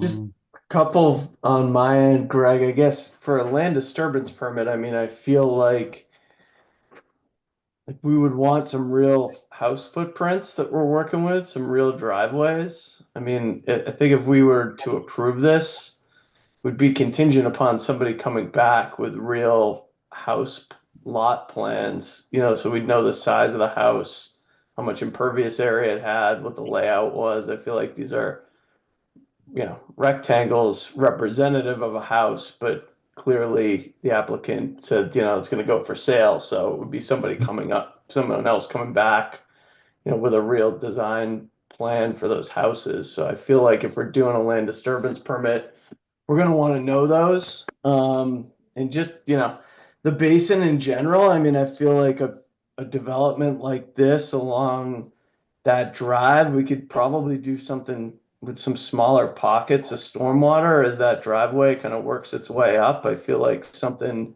out in the middle of the woods with an 8-foot high retaining wall along the edge of a basin, would require a fence on top, I think, for as building code goes. And I just don't know access to that basin for maintenance, who owns it, You know, is it all 3 lots that have an access easement over it that can provide the access every year to maintain it? I feel like there's a lot of kind of open questions that I would kind of want the actual developer to answer of this development. Good questions, Justin. But the pond or the retaining wall is actually 4 foot high, so we're going to bury 4 feet. We only Okay. need about 2 feet of storage area, so we got 4 feet of frost wall basically. So the exposed wall, I think, is 4 feet, but it's an 8 foot wall because we're going down to hard ground. So we would need a temporary construction road along the drainage pipe, so that could actually be kind of a maintenance road. So, yep, where that drain manhole has been up on the top of the sheet, that is going to be a temporary construction access so we can pour concrete, and that could stay. That's outside of the 200 foot. It's on the properties. There's so much information on my lotting plan that I will need some drainage easements when I finalize with the planning board, but that could be done hopefully without coming. Those are just easement lines. So yes, the maintenance would be in the common driveway agreement, which comes with the planning board determination. The yearly maintenance, or I think it's in the stormwater management report. I think LBAG put a proposed there's a whole maintenance agreement. He there's doesn't an have the O&M agreement, the plan. attorneys. Okay. And maybe it's, once we get to that point, I know there's still some open items with Vinny. I think we could eventually, once we get to the point, maybe it's contingent upon, somebody coming back if the house footprints change or driveway access, things like that. I know it's a land disturbance permit, so I don't know what we require. I guess any changes to the plans would require somebody to come back to us. So we'd have to those people would have to revise the stormwater accordingly based on any driveway changes or house footprints or anything like that too. I'm going to try to meet with Vin next week if he's around to go through his comments, but I think I could also ask LBAG, what percentage increase in impervious would be allowed without going back to the commission. That might be something that would be helpful to the commission members.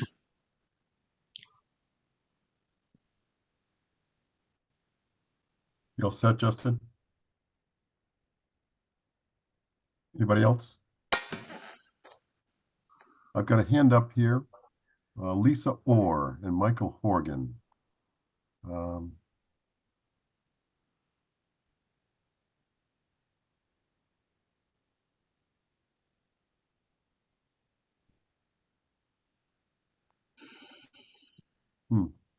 Hey, Kaylee, I can't have Lisa or Michael give them permission. Can you take care of that for me?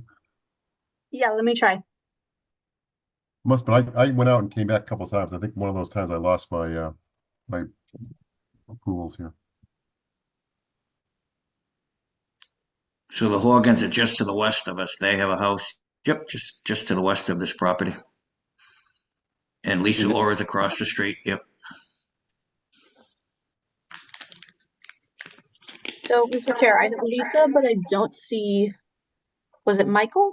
Michael Horgan, yes. Horgan, okay. All right, they both should be coming in for you.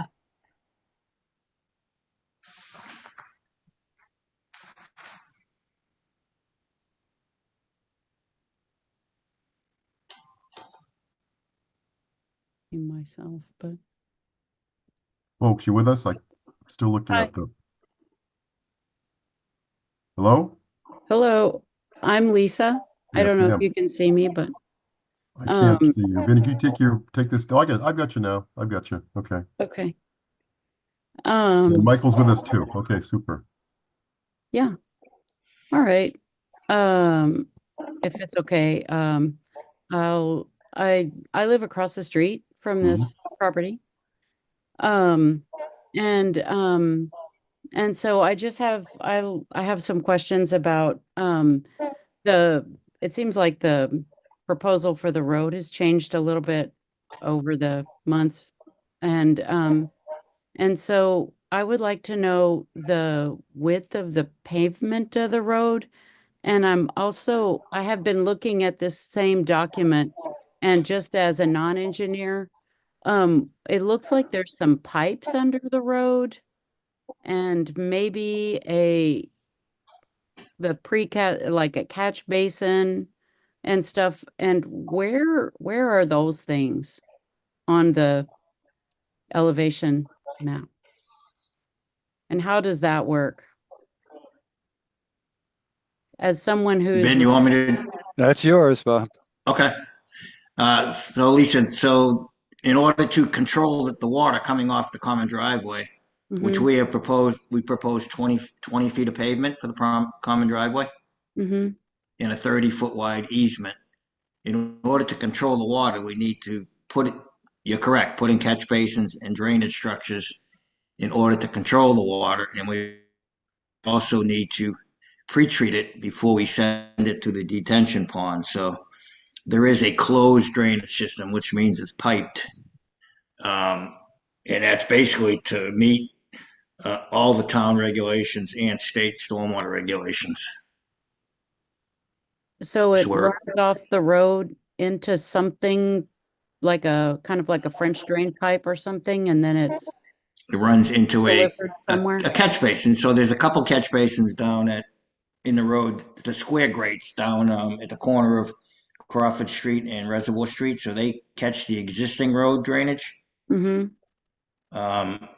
Our site drainage really is almost all self-contained. So we are going to need to, there's one down at the corner there, Ben, yep. We are going to need to contain all our water if we're going to get the town to approve this project, this 3-lot common driveway. Okay. And that's where we build a small pond, which catches the last catch basin. And then we're proposing a larger pond, which infiltrates some of the water, some of the stormwater back into the ground, which is another requirement of the state stormwater regs. I think it's 1 inch of the first inch of the runoff, or the 1 inch might be the town regulation. I think the state is a 1/2 inch. Mm-hmm. So there's all sorts of standards that we're trying to meet, and that's why the commission and Vin sit down and review this plan in detail. Yeah. Are these circles possibly trees? Yes. What are those? Yeah, those are tree those are the- symbols, yes. Yep. Okay. So I guess as someone who, has their eyeballs on this street all the time, a lot of water does run down this side, the Romeo side of the street. When there's snow melt and a lot of rain, and just off Ball Hill, and I mean, not Ball Hill, the hill behind the Horgans in general. It's pretty, wet. It stays wet for a while and stays icy on that side. So I guess I'm a little bit concerned about, because trees typically absorb water. And, if they're going to be removed, are any of them going to be like replaced nearby, like not on where the road is, maybe? Not at this point. It's not normally a requirement. Mm-hmm. All right. And it's the 20-foot wide paved part of the road. Is that typical? It seems a little wide. My sister lives on one of those 3-lot long roads, common roads, and it seems like it's skinnier than that.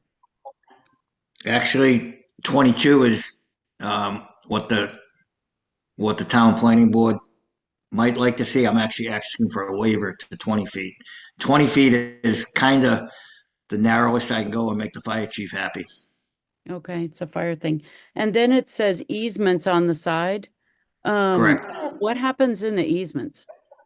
I know what does that look like? And does it just have shrubbery or? No, the I don't know, easement is rock or something the easement. like that? the easement is a dedicated area, to do the construction and build the common driveway. So it's going to So be it's a little, paved it's a, also? say that again? So that part is going to be paved also? No, that would be lumen seed. When we get done, that'll be loomed and seeded.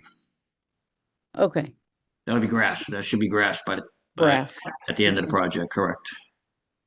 All right. I guess these are my questions for now. Do you know how many trees would be removed to make this driveway? I didn't count them, but I could do a rough count. I don't have that number in front of me, Okay. but I would say over. So there's some small ones because the planning board had asked us to locate anything over 10-inch caliper. So there are some smaller ones, but there are a few bigger ones. Yeah, there's a few bigger trees in there. Yeah. I mean, it's pretty foresty looking up in there. So I'm Yeah, just concerned that like when that road goes in, like it'll take away, I don't know. It'll be less of a rural character that Northborough, I thought, had kind of wanted to preserve on Reservoir. Since we have a lot of the old houses over here. Well, they're old everywhere, but yeah. Okay, Lisa, you all set for now? Yeah, I am. Thank you. Okay, well, we'll be here again next month, so Okay. same time, same channel. Okay. Mr. Horgan. Hi, good evening. Thank you. Yeah, I have a few questions or comments at this point. I think as Lisa has stated, the project here is on what we call Bartlett Hill. Our property is directly adjacent to the proposed subdivision or home development. And our property gets extremely wet during the spring months, when the snow is melting or during heavy rain. Our yard, the large grassy area, sort of between our house and this proposed development, sits lower and it gets very wet. You can't even walk on the grass surface without sinking in mud up to your mid calf in the springtime. So I'm concerned. I know that the engineer had stated that all of the contours sort of show one way and direct the water in a certain direction. But if you come out to our house and just stand in the grassy portion of our yard and look up to where the homes are, the sort of where the first house or lot one is much higher than our yard, and I'm really concerned about any proposed disturbance or runoff coming from both the structure and then any lawn area. Most houses in town, when they're built, they like to have big, vast swaths of grass and yard. And I'm concerned about that being sloped downward toward our yard and further exacerbating the wetness and the problems that we've had from the previous developments that's occurred up in Castle Hill and further up the street. So I don't know how these contours or what the source is, but again, if you just come out and walk the site, you'll see that our yard is lower. So I am concerned about that. I think one of the commissioners had also had some questions about the proposed house, and I know that it doesn't seem clear, and I'm not quite sure approving a proposal like this is approving a certain size home. I mean, you could sell this lot and end up with a 3,000 or 4,000 square foot home. So I don't know what kind of limits are placed on the impervious area and the runoff from the roof line of whatever house goes in. I think the proposal said it was 2,200 square feet. I don't know how much of that was impervious roof area and where that roof drainage would be directed. I'm concerned about, again, that coming down toward our property at 17 Reservoir Street. But I'm questioning, I guess, what is the proposed limit on the size of home that could be built, and what is the proposed limit of how much of that area around the house can be torn up and regraded and turned into something less permeable than a forest floor. So that's one of my concerns, really directly around the drainage and wetness and water coming off the base of Bartlett Hill. I know in looking at the plans, and I don't know if you want me to just move on in some of my other thoughts or just address things one at a time. I don't know what is best for the board. Well, if you could give us the highlight, because again, we're going to continue the meeting Okay. next month anyway. So if you can just get your thoughts out quickly, we can Sure. take them on then make sure that they're addressed. The other thing is, I know that there is some complex retention and drainage situations that are being proposed in this plan. And from what I saw a sentence or two that said that whatever is going to be built needs to be maintained every 3 to 5 years. And I'm wondering, how is that enforced and how is that maintained and who's responsible, particularly with a 3-home development? What kind of what kind of system or what kind of process will be put into place for these 3 homes to come together once every 3 to 5 years to maintain this stormwater structure or infrastructure so it operates properly over the years? I'm concerned about that too. So That's a good concern. We actually, as part of this project, there's going to be a homeowners association among those 3 lots, and that homeowners association, which is funded and taken care of by the 3 lot owners, they will be doing the operation and maintenance in perpetuity. Okay. Thank you. I think that's what I have right now at this point. Thanks for your time. Okay, very good. Thank you, sir. Okay, I think we can move on. And we are going to continue this, so we can move ahead with closing the hearing, and we can't close the hearing. The request for the request. Do you need a request on our end to continue, Mr. Chairman? No? I'm sorry? Do you need a request on the applicant's end in order to extend or continue, that makes it very easy if you do that. Okay. All right. Can we request an extension until, what's your meeting schedule for December? Do you have that yet? December 9th. And then, yeah, we can. So if we go on December 9th and then there's still a loose end, we will continue one more time. So let's do, because I'm going to try to meet with you next week then. Okay. So we think you're going to get all your adjustments to the stormwater and other stuff done before the December 9th meeting, or do we want to just continue this to the January meeting? Let's do December 9th, and then I'll know in another week or so how we're making out with the adjustments. Okay. Then we can go from there. Yep. Thank you. Need a motion to continue 3711 Reservoir Street. So moved. Todd gets it. Kelly gets a second. Dan Clark. Yes. Justin Dufresne. Yes. Todd Helwig. Yes. Kelly Marston. Yes. And I vote yes. Continued to 12/9. Thank you very much. Thank you, Bob. Thanks, Bob. All right. Thanks. Okay.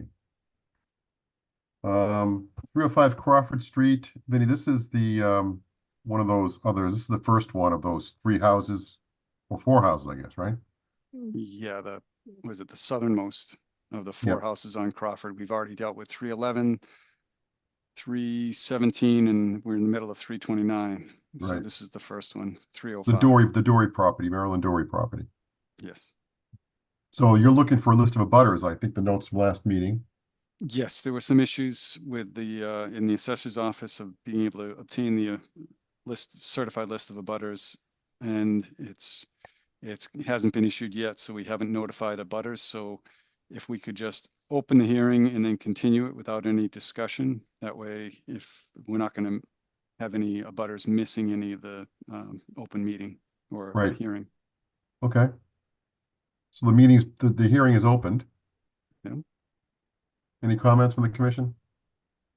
No comments. So now we can continue to 12/9. Kelly, Yes. We're going Your to continue something to 12/9. Oh, so moved. Is there a second? Yes, that's my mother's birthday. What? Second, Who seconded it? Todd? me, yes, Dan Clark? Yes. Justin Dufrain? Yes. Todd Helwig? yes. Kelly Marston? Yes. And I vote yes. Okay. Request for extension order of conditions for Solomon Pond. I don't see, oh, I see a hand up. I see a Carrie Weber's hand up. Oh, good. Okay, Carrie, I'm bringing you in as a panelist.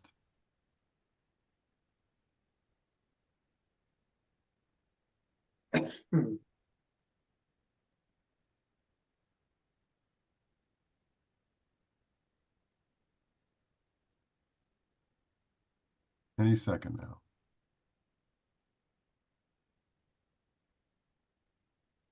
There you are. Welcome. There I am. Okay. Hello. Okay, so Vinny, what's going on here? I sent something off to Solitude, Dominic Maringolo. So Carrie, do you have an update on that? Because I didn't hear anything more than he said he was going to get back to me. No, I have not heard anything from him. No, not at all. I mostly deal with Mike Tartaglia. Oh, okay. Well, the correspondence that I had, I had some questions about what is how the work is going to proceed, the issues that happened after or the last application, and he was going to address those, but I haven't heard. And I suggested that he could continue the hearing until the December meeting because he needs to extend the permit that was issued on December, I think, 29th of 3 years ago. So yeah, if we continue to the next meeting, it's still okay. And since I haven't heard from him, that's what I would recommend unless Carrie has an argument against that. would you send me that email as well? Oh yeah. Yep. Yeah. That way I can follow up better. Okay. Like I So said, I this- usually don't deal with Dominic, I deal with Mike. Okay. And sometimes, they're not super responsive. I guess they're busy. So Vinny, what information are you looking for from Solitude? Or just a sample? Just to revise to their plan, the last time the treatment area was larger than it needed to be, and we had problems with the neighbors, lily pads getting impacted. So they reduced that. So what we'd want to do is, if we extend this, we want to reduce the area in the dosage, and then make sure that, I'm not sure if they need to do any more raking, which created a whole lot of turbidity in the pond that neighbors and the abutters down the pond were upset about. And so I wanted to kind of clarify what's still needed in the future and what he anticipated for the work being done. As far as I understand from Mike, they're not proposing any more raking, basically just chemical maintenance. The water lilies and the weeds are more under control now than they've been, but without maintenance, they would come back. I don't know about that. Are you saying they sprayed beyond the area where they should have sprayed? I didn't see anything, but there were dead lily pads down the east shorefront, past the restaurant that's there. I forget the name of Oh, the no, restaurant. absolutely not. I Well, observed. it was. They actually documented it. But So I Dominic went out. observed the spraying, at least the first spraying, and I very clearly told him where the limit was. It was right at the fence. Yep. I did not see him go beyond that at all. So Right. I didn't see any of it, but yeah, there were reports from abutters saying their lily pads out in front of their property were damaged and dying. And Dominic went out and did a follow-up report, and that was the last I heard about this in, I think it was December of 2022. So okay, well, that was prior to me being one of the trustees, so I did not see that report. So did he treat in 2023? Or was there a treatment? done in Yes, 20 there was one, yes, there was one Okay. treatment in 2023. Okay, so I didn't receive notice of that, and I never got a report of what actually happened. So those are kind of the things that we were Okay, reviewing. All right. So hopefully you get the information back Yeah. from For the next Solitude. So meeting, we'll have so- that information in front of us. We can make the decision. yeah, like I said, if you would please send me that email so I can follow up. Sounds good. Okay. So Vinny, we're gonna continue this. We can Continue. vote this? Yes, Still you do, need to right? vote to continue the hearing. Yep, so I don't have to advertise it again. Okay, good. Good. Need a motion to continue the hearing. So moved. Where's the hearing? Which motion are we talking about? To continue the hearing. For Solomon Pond, 1.7 Pond View. Yes, we are. That one. Is there a second? Second. Seconded by Todd. Dan Clark, Yes. Justin Dufresne, Yes. Todd Helwig, Yes. Kelly Marston. Yes. I vote yes. Continued to 12/9, Carrie. Got it. Okay, I'll be here. Thank you. Thank you. Okay. We got some COCs here, correct? Yes, we do. All right. I'm looking at 5 of them. One's for 405 Howard Street and the other 4 are for Fisher Street. Let's deal with the first one, 405 Howard Street, Vinny. Is that any of the issues there? That one is fine. That was for a pool, construction in the backyard. They have an as-built. They have certification. They've got the signs up, and that's all squared away. Okay. We want to vote that one now. Let's vote that one now. Yeah. I would move to issue the certificate of compliance for that one. 405 Howard Street. Is there a second? Yeah. Seconded by Kelly. Dan Clark, Yes. Justin Dufresne, Yes. Todd Helwig, Yes. Kelly Marston. Yes. I vote yes. Okay. 4 at 44 Fisher Street. I think it really might be 3. Let's bring in 404. Mark Arnold. Okay, good. And maybe Mary. That might be Mary. Mark Arnold, welcome. Good evening, Mr. Chairman and members of the board. 2 people should be joining us. Mary DeFutis, the applicant, and also Mark Borenstein, counsel.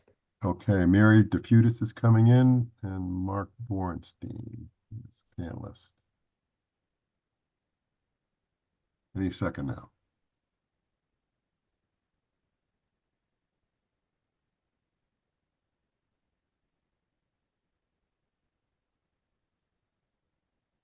Is Mark? Evening, all. Evening. And Mary, I see Mary there. Mary is here. I can see her, but she's muted.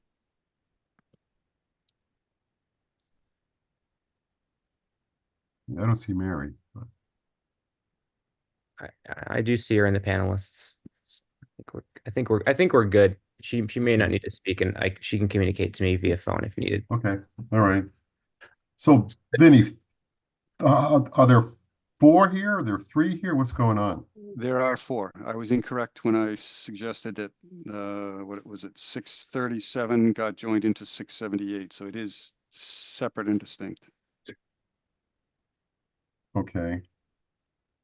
Mark, do you want to kind of get us onto the same Yep, plane here? sure. What do you- So a point of order. So I'm here at this moment. Later on in the meeting, I'll represent Manish Patel. So for this purpose of this presentation, my name is Mark Arnold with Goddard Consulting. I'm here on behalf of Mary DeFutis, who is the wife who was married to Jean DeFutis, who had 2 orders of conditions issued in 1998 and 1999. So just as a point of order, I'm going to be discussing DP 247, 637, 678, and 1222. Got it. So I put this together just to help kind of clarify where we've come on this property because there's been a lot of history, a lot of back and forth, and just to kind of bring the commission members, particularly those that may not have been part of the issuance of the order of conditions that was most recently issued on the property up to speed. So we have 2 orders of conditions issued prior to 2000. In 1998, there was an order of conditions issued. Now, during those conditions, when that order was being permitted, the property had previously been developed by the previous owner. This included development of ponds, an island with gazebo, tennis court, associated landscaping. We know that wetland A was being mowed and maintained in some form because the order asks that it be restored back to a meadow. Based on the plans and the wetlands and aerials, we know that there are portions of the wetland A and B series, which were adjacent to a tennis court, which was there prior to the issuance of the 1998 order of conditions, was there as well. And that was also being maintained in some form.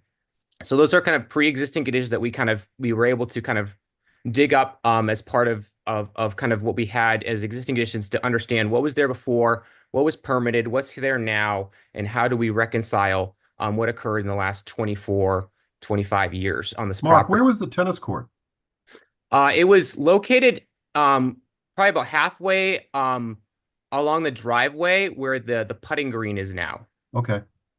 So in the actual plans that show the driveway going through a corner of the tennis court, and there's a note saying to be removed. Okay. So that's why we know it's there, and so there was already kind of a lot of activity. Again, the gazebo and the island were already there on the property before the order of conditions was issued. So there's a lot of stuff that's been there a long time. Again, this was developed by the previous owner, lots of different things, and we didn't even go back to the history of how the ponds came into being. Per se, because we know the ponds were in some ways built and managed in historic past in this, I think, 70s earlier there. So so in 1998 there was an order of conditions issued, and it was exclusively for the river bridge crossing and driveway. I think that the purpose was to get access to the upland where they wanted to put the house, and they knew the bridge was kind of a complicated thing, and they wanted to get that permitted. So they filed a notice of intent for the driveway, and they did a bridge and a driveway snaking through. And as part of that permit, there was a requirement to restore wetland A, so to a meadow. So it was obviously maintained in some form prior to that restoration request.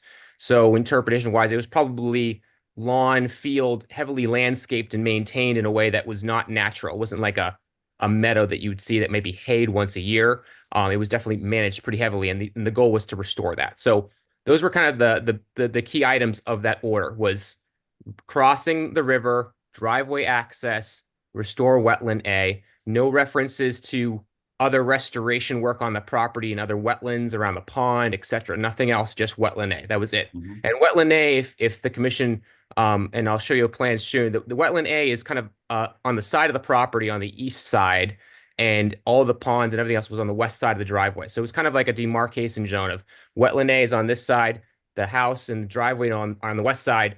I think that was kind of possibly part of the parting of the ways. It's okay, wetland A will restore and leave the ponds kind of the way they've been left, or been built or maintained prior to this. So after that order of conditions was issued, a second order of conditions was issued under 247-678 in 1999 for the house. And that house basically was connecting the driveway that was previously permitted in 1998 to the proposed house location, and it also showed a driveway location access up to Crawford Street. So basically there was going to be 2 access points to the property. That driveway to Crawford was never actually constructed, but it was permitted there, and it added impervious surface that was going to sheet flow down towards the ponds. But that was actually never built. So that's the history of those 2 orders of conditions. So that's where we started. That's where we came into the property. So in September of 2021, we had an existing conditions plan that was prepared by Cornerstone Engineering, and that gave us a lot of information. It showed us where the driveway was built, and it overlaid where the wetlands were based on the original plans. And the big thing that was 2 things were discovered. One was that the driveway was shifted to the east and the north in 2 different locations, which pushed the driveway and grading work into the A series and B series wetlands.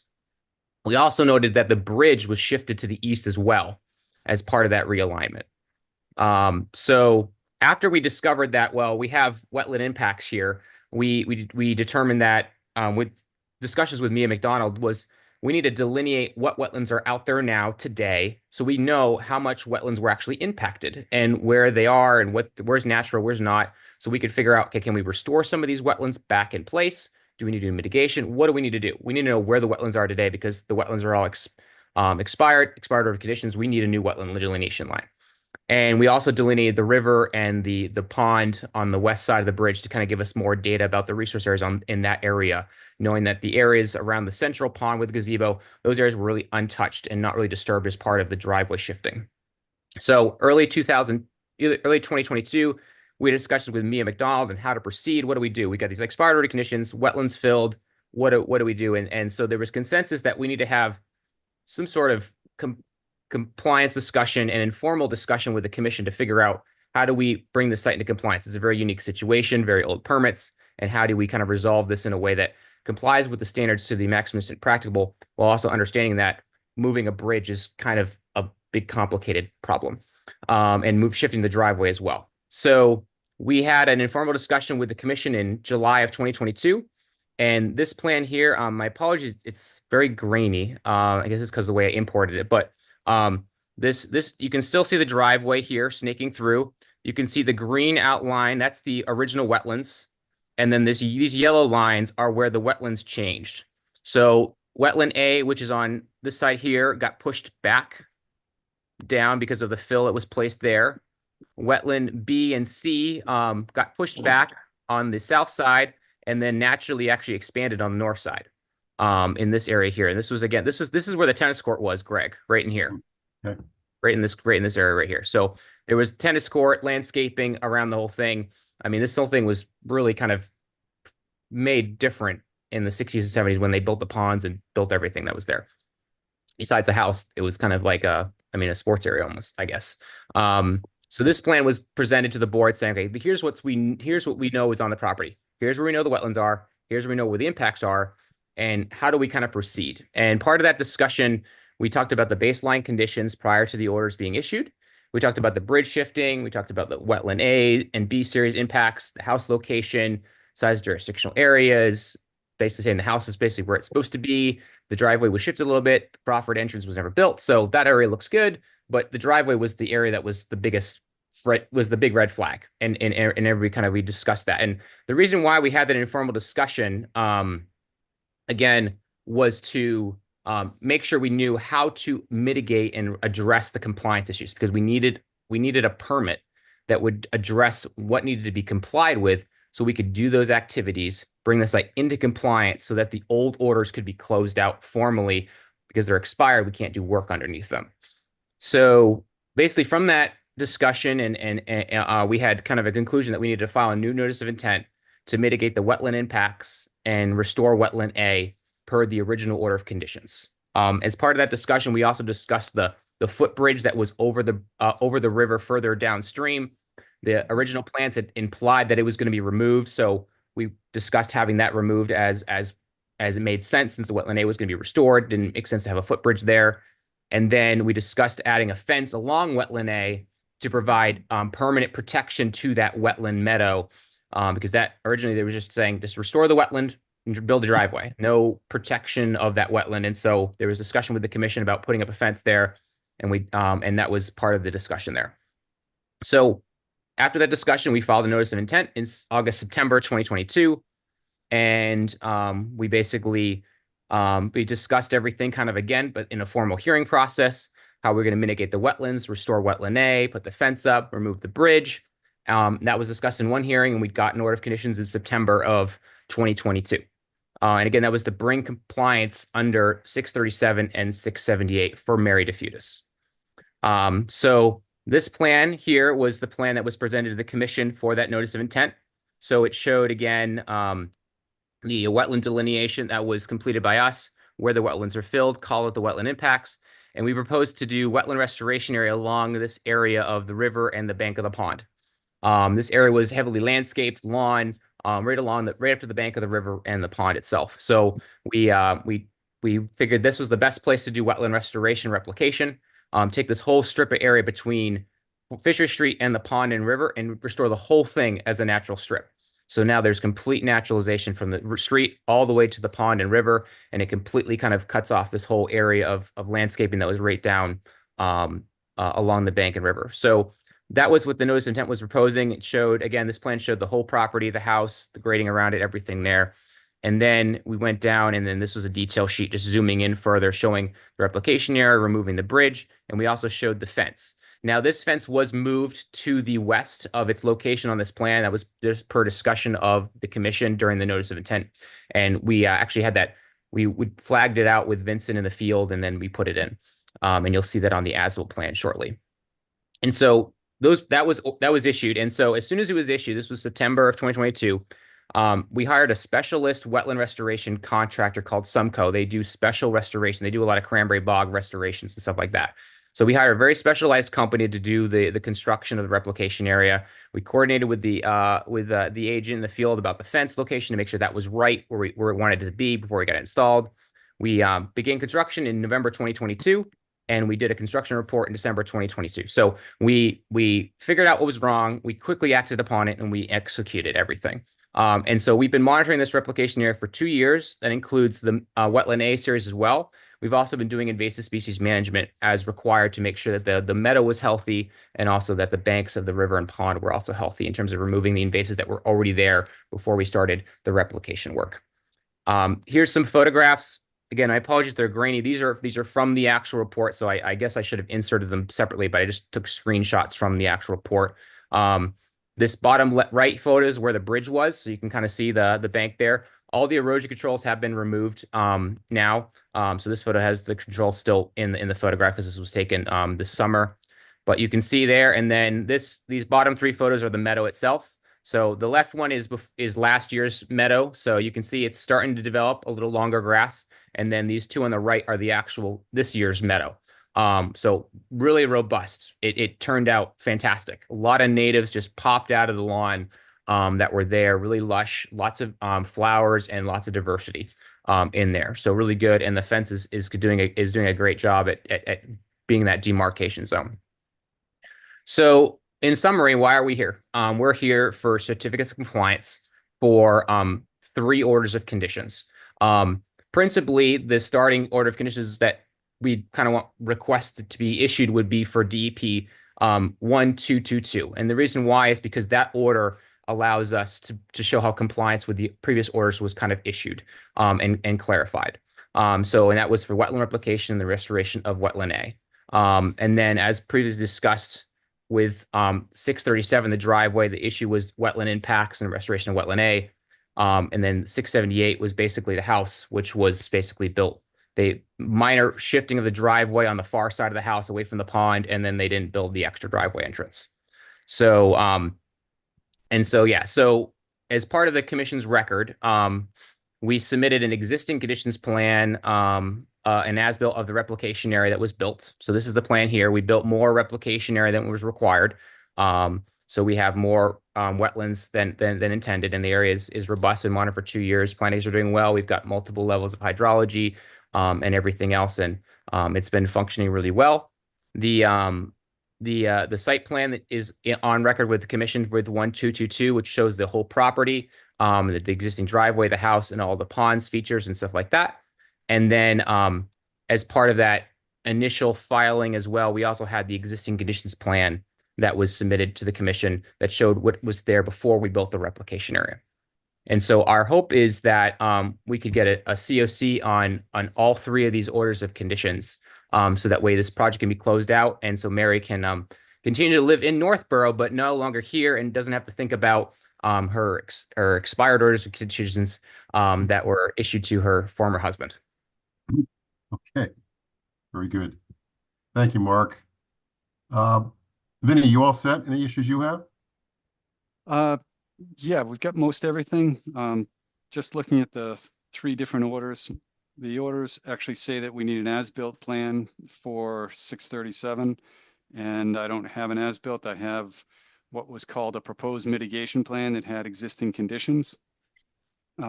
So I was looking for an as-built plan that at least referenced that this is what was built, and there's some certification that it was in compliance with 637. Basically the same thing for 678, was that there was no as-built plan for that one either. But I do have an as-built plan for, what is it, 1222. And when I was looking at that, I did notice that there's a wetland that's being mowed in the area by what was referred to as the tennis court. There's no permits anywhere. There's no discussion of allowing mowing of a wetland. So my question on that before we say everything is fine was, does the commission want to allow continued mowing of the wetlands in wetland area BB? So to the chair, if there's a certain plan with language that the commission wants together, just to kind of close things out, we understand that may be something that the commission wants to see, just to kind of help close things out clerically. We think we have all the data in the file in the record. It just may not have a plan that says this plan is for all these orders of conditions. In terms of the question of the mowing, this is the wetland B and C. So I'm going to walk the commission through. So this is the as-built replication area. And we're going to zoom into this area here. So this is the area where there was a tennis court. In this area, there was landscaping, and this tree line over here is an historic tree line. It's got large mature trees. There was nothing on to the left and west of this area. And there was already a crossing where this driveway crosses, although not as far to the north. So from our understanding, this area was basically landscaped, worked area, just like the bank of the pond in the center here, which has the gazebo and everything else.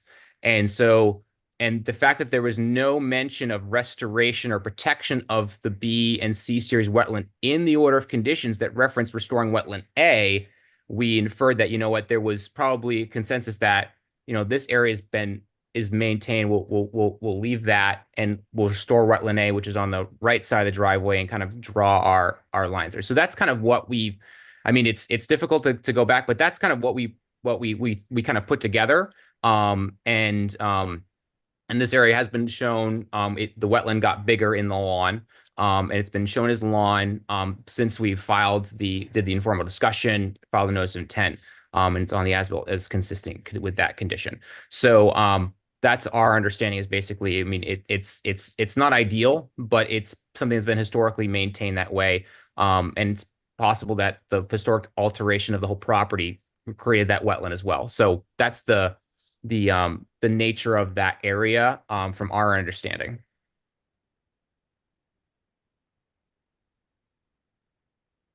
If I could just really quickly, through the chair, I would also note that any current activity pertains to the current property owner.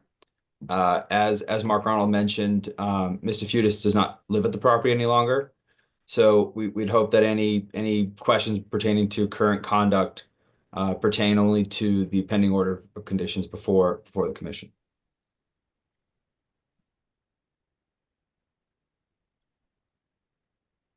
Read some notes here. Okay. All right. Vinny, Mark's recommendation for an as-built plan, is that something we can work with?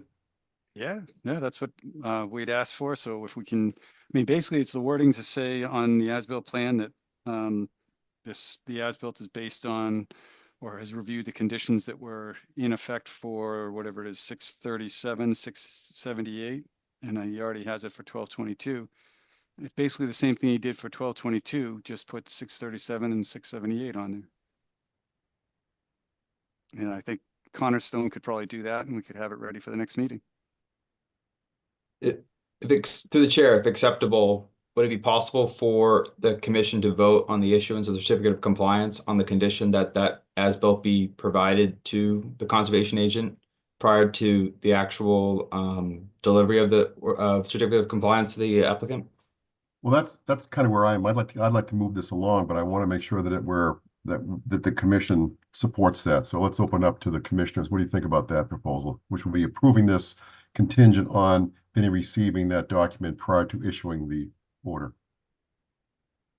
So, couple questions. Who owns the property today? So the owner is Daxa Patel. She is the wife of Manish Patel. All right. So why? So Patel got issued an order of conditions in 2021. Why did DeFutis get issued one in 2022? So Manish Patel had a violation of the Wetlands Protection Act and Northborough bylaw by cutting trees and vegetation around the central pond. This is the pond around where the gazebo is, and along the driveway crossing that leads from the central pond. And so part of that violation required the filing of notice of intent. And that notice of intent was filed faster than Mary DeFutis's order, a notice of intent, because his was easier to file because it was more straightforward. Mary's required the delineation, the plan coordination, the replication documents, all that took a lot longer. So there was a weird overlap where we knew about Mary's Mary's challenges to her old orders and conditions. Manish had a violation, so we got that addressed with the notice of intent, and then we filed Mary's after that. So in terms of history, that's what happened. And discussing Manish's order of conditions I would hope it could be tabled till after we discuss the orders that pertain to DeFutis. Yeah, I'm not in favor of that. I mean, I'm willing to consider issuing certificates of compliance for DeFutis after I hear everything all together. I'm not going to piecemeal it now. So through the chair, it's my understanding that the order of conditions pertaining to Mr. Patel do not pertain to the same work that was authorized under the order of conditions. Is that correct, Mark? And that is correct. It was there's no overlap in terms of areas of activity or work under Mary's wetland replication work, which is the wetland A and the replication area, and Manish's stuff. It was completely two separate areas. They never crossed work areas. So if I may, through the chair, to kind of explain this further, this was a post-closing obligation of Ms. DeFutis when she sold the property to Ms. Patel, who is the current property owner. So we are looking to close out this post-closing obligation, which I'm sure the commission can appreciate is 2 years past the closing. But obviously, as Mark Arnold referenced, there was necessary monitoring as part of the replication restoration process of the wetlands. So, I mean, that's fine. So you are not here representing Mr. Patel or Mrs. Patel. I certainly am not representing either of the Patels. I am representing only Mr. DeFutis. I do represent Manish Patel. So to the chair, if we want to table the discussion about this for Todd's sake, we could do that. It may not just be me. I mean, others might have a different view. I want to hear the whole story before voting on part of it. All right, I understood. So to the chair, do we want to see if other members want to hear the rest of the story, and we could maybe table this discussion until I present Manish that way, just to keep things kind of clean. Sure. Dan, Justin, Kelly? I would like to hear the whole story. Yeah, it's all the same property, so let's hear the big picture. All right, that sounds great. So so I'm going to change screens here. Sorry. All right, here we go. All right, so so this is again Mark Arnold with Goddard Consulting here on behalf of Manish Patel, and this is for a certificate of compliance for DEP number 247-1207. So this order of conditions was issued as part of requirements of a enforcement order issued to Manish Patel for illegal cutting of vegetation, including trees and shrubs around the central pond at 44 Fisher Street. This notice of intent was filed in 2021, and this restoration plan in front of you was the restoration plan that was submitted to the commission as part of that order of conditions. There was not a stamped engineering plan submitted. It was basically just an overlay of the existing conditions plan the commission already had on record for Diffudis. Then we overlaid from that plan, which was on record, the proposed layout plantings. The work that occurred did not result in disturbance of the earth itself. They were stumps and shrubs cut flush with the ground and left in place. So disturbance didn't really occur. It was just vegetational pruning and heavy cutting that occurred. There were some trees and some shrubs still left around the pond in certain areas. And in addition, there were large areas of the pond that didn't have any cutting because there is either grass that goes right to the edge of the pond, or there's other landscaping like lilies and other plants that are just herbaceous that flank the pond. So again, this is not a natural pond with forested bank around the whole thing. This was a built pond. They built it, they manipulated the river, and then they landscaped around it. And those trees got mature and they grew up. And then when Manish was there, he had a landscaper come in. And unfortunately, they went beyond what he had asked them to do, which was just kind of just protect the pond from having overgrown, from having limbs falling in and leaves building up the pond, which would eventually fill in the pond and eventually impact the ponds actually being a pond. So either way, what happened was a lot of trees and shrubs were cut down. We discussed this with the commission under notice of intent. We proposed 38 trees and 80 shrubs be planted around the pond itself. We provided a list of native species, basically similar to what was there, and additional diversity. We planted and laid out the trees and shrubs based on what we knew was kind of there based on the aerials. We knew certain areas were more just trees and had some shrubs already there that were going to come back. Some areas we knew there were shrubs and trees. We put the trees and shrubs together. So that's how this plan came about. We strategically laid out trees and shrubs based on where stumps were and kind of where everything was cut down. And so that area has been, again, order was issued in 2021, and this is our final report from this summer. We have 76% survival of the plantings in the area, so we had some mortality. So we have 76% of trees and 85% survival in the shrubs. Example photos. Here's an example of a very tall red maple, some chokeberries, winterberry, tupelo, and example of the trees and shrubs along the edge of the pond.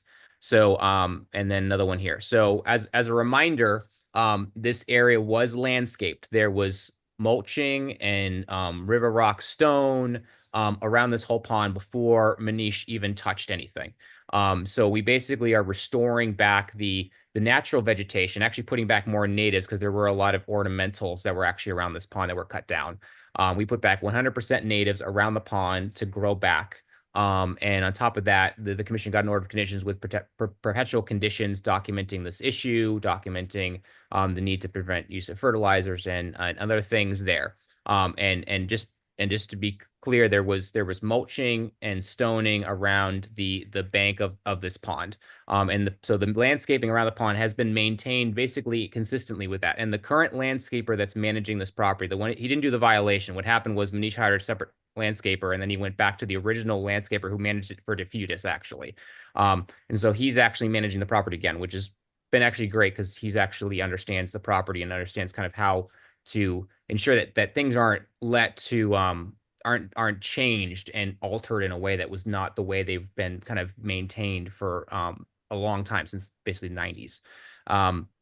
So there's been some mulching. Now I will say, so the applicant did put down a black mulch, which is dyed with a food grade dye. So there is a condition in the order that says no chemical / dye mulch is supposed to be used. So we used a food grade dye to get a black mulch there. So it's a food grade material. So food grade, it kind of makes common sense to everybody here, I think, to basically give that black color. Similar, I mean, there's other natural dyes that can be used like grapes and other things. So that was used in some areas. Now, he didn't mulch the whole pond. He only did certain areas where actually it was mulched previously. So there's only some areas that are actually even mulched here. So that's the condition. So we've done over 2 years of monitoring for the plantings around here. We have more than 75% survival of the trees, 85% of the shrubs. and we're requesting a certificate of compliance to close out that order of conditions for Manish Patel. So that's the history, Mr. Chairman, of that order. And hopefully that is good information and context for the commission as they review the 4 orders of conditions on 44 Fisher Street. Very good, thank you. Vinny, on that last order of conditions, what are your thoughts? You muted.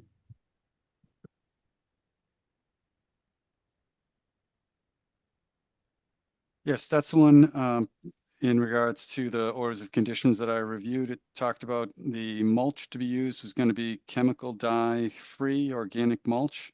And as he said, it's got chemicals and dyes, but he says they're food grade. I just asked today about the MSDS sheet on it, and it indicated of eye irritants for users to be careful of that. But it doesn't have any assessment of environmental impacts. So it's kind of up to the commission. It was your condition to say no, no chemicals, and I didn't want to waive a condition that you guys put in, so I leave that up to you. Is that the only issue you have with that one? That, and I think I have the as-built, don't I, Mark, on that one? There's actually no as-built required for this order. Oh, right, that's what it was. Right. This order didn't have an actual engineer plan submitted as part of it, nor correct the order require it, because it's just restoration of plantings versus actually what's there. Okay. So it's just the idea of the mulch, chemical or no chemical. And to Vincent's claiming, anything can be an irritant to the eye in certain quantities. And so that's the MSD sheet is dealing when you have lots of quantities of anything can be a problem to the eye, to swallowing, to breathing, depending on the concentration of material, of any type of material. Natural organic materials in concentration can be hazardous as well. So just to be clear about the irritant reference, when there's a density of a certain type of material, MSD sheets are generated, and they go after anything that potentially could cause it, because again, you can have inhalation issues from natural dust because of the concentration of that dust, because it was collected into one spot versus natural occurring. So just for clarity on the MSD sheets. Todd, you've seen the whole story. Yeah, well, and to sum it up, I think, right, under the DeFutis orders, you just need a as-built plan. Under Patel, it seems like you have potentially 2 issues. One is the mulch, and the other is that you're mowing a wetland, right? So our position, I'm not trying to make a judgment, but that boils it down that it's a jump ball on those issues. And those are the current owner's problems. Correct. Right. So at least for the whole story, right? I'm certainly in agreement that DeFutis didn't do anything wrong with the mulch, and she didn't do anything wrong with the current mowing of the wetland. So she should be out of the hopper with respect to her certificates of compliance, as long as she produces the plan, right? That's correct. So that's fine. So that's certainly what I'm in favor of doing. And then on the mulch, I mean, I don't like it. I don't think I've required somebody to change it, but maybe next time, because it gets done every year, probably don't do it again. And then on the wetland, you can't mow a wetland. To the chair, can I address the mowed wetland? Certainly. So, Mass DEP recognizes that historic disturbance in wetlands has occurred, and therefore the maintenance of those wetlands is allowed. So historic wetlands in lawns are actually found across Massachusetts, and DEP actually has specific guidelines about what lawns, when they were created, etc. In terms of those conditions. So you can continue to mow a lawn that's a wetland if it was always been maintained as a lawn in the historical past. And this project, we took our research back to what the project was prior to the issuance of the first order of conditions. Again, this was issued orders of conditions are 637. And that order specifically mentioned wetland A, and wetland B is right next to the driveway as close as wetland A was, but it wasn't referenced as restoration, management, planting, nothing. There was no reference to it at all, although it was right next to that wetland. And again, this wetland was also adjacent to the tennis court that was there already. So that tennis court was built, disturbance around it, landscaping. There's clear evidence and aerials from 1995 of the tree line on the far right side, which you can see right here, that being in an establishment, and then the tennis court being in here, and there being landscaping like at the corner of the tennis court, which you'd see a lot in old tennis courts. And there was clear vegetated grass, no trees, shrubs in the area that we're discussing. And so our supposition, again, kind of looking back at 1998, back in the old days of issuing orders of conditions, the fact that they didn't bring up wetland B or C as being protected in any way, which if I was a commissioner, I would have made sure, since it's right next to the driveway as well. The fact that they didn't bring that up to make sure that area was protected and restored meant that it was kind of left to be kind of kept the way it was. But wetland A was over on this side of the property. Let's get that area kind of at least addressed up. Again, wetland A was maintained as some sort of lawn. Otherwise, they wouldn't have been needed to be restored. So it was definitely maintained in a heavily way that didn't allow it to develop into a wetland meadow. So it's our fault. It's the fault of the first person who cleared that wetland. That's the fault of it. And when did that happen? We're not sure. And we have to kind of go with kind of what's there now. I mean, these ponds on the property were built. So if you wanted to actually restore the hydrology of this river, you'd actually fill in the pond. But we're not doing that. So I think there's some flexibility that has to happen there, because this pond with the gazebo in the middle is actually not a natural pond. It was dug out at some point. So, and it was the river was diverted to flow by the pond, but also have a little bit of water flow through the pond. So we have fresh water going through our nice pond. That's what was happening. That's what happened. So there's a little bit of a balance that kind of has to be met when it comes to regulatory compliance in terms of maintaining wetlands. There's a lot of wetlands that are farmland. You're still allowed to farm the wetland. That's because it's historical activities, and therefore they get maintained. And I definitely, I believe Manish Patel is on, and I'm sure he's listening to this conversation. And if the commission wants to ask Manish if he'd be willing to stop mowing that area, I think he'd be willing to listen to that. Although I'm not sure if he's going to be willing to do that, just because I think we both feel that it was an area that was already maintained in the kind of conditions that it is now. So just while you were talking, I pulled up the town's website and looked at the 2001 and the 1990 aerial photos, and I don't see a tennis court in that area. So I'm not sure of the tennis court reference. When did that come into effect? When was the tennis court there? The plans for the driveway show the tennis court and say that it's going to be removed. If you want, give me one moment. Let me find. Okay, so it was probably between 1990 and whatever the plans were in 1998.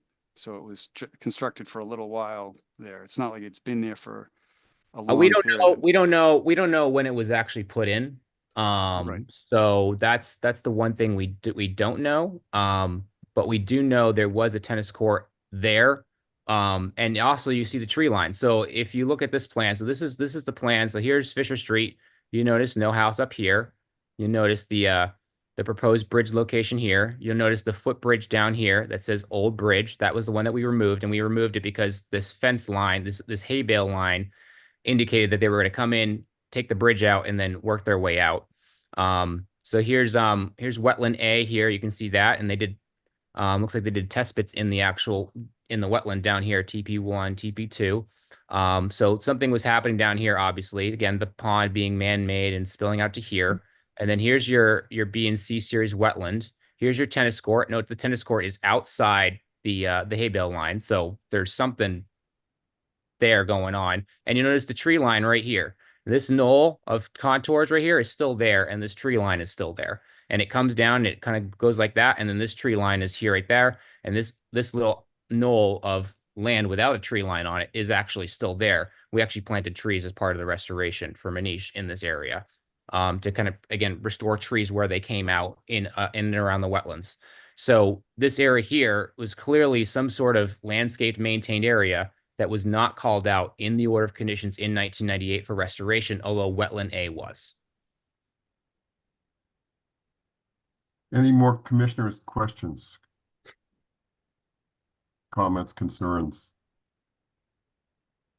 If you go to Mass Mapper, you can see the 1990s black and white aerial imagery. You can see an outline of what maybe was a tennis court at one point, but it's still all grass. But yeah, to what Vinny was saying, even 2001, there's no tennis court there. There's a driveway. And in 2005, it's not there either. So it had to be back in the early 90s, something that was put up before even a house was there and maybe taken down. It appears that it was probably part of the historic development of the property. When they built the ponds, they put up the tennis court, they managed the wetlands and landscaped everything. And then when DeFutis came in, they put the driveway through the tennis court. So the tennis court had to come out. Otherwise, the driveway couldn't be there. So the driveway goes right through the tennis court. So it was, again, a weird dichotomy of, okay, the driveway goes through the tennis court, but they don't say remove the tennis court apparently is going to be removed, but there's no note saying it, and the limit of work doesn't go around it. So what was going on there? And I think there was probably some inferred discussion with the commission saying, oh yeah, we'll remove the tennis court and it'll just go back to lawn. And they probably like, that's fine. Again, this is looking back to how the commission acted and how commissions acted back in the late 90s, which again was a lot different than we do today.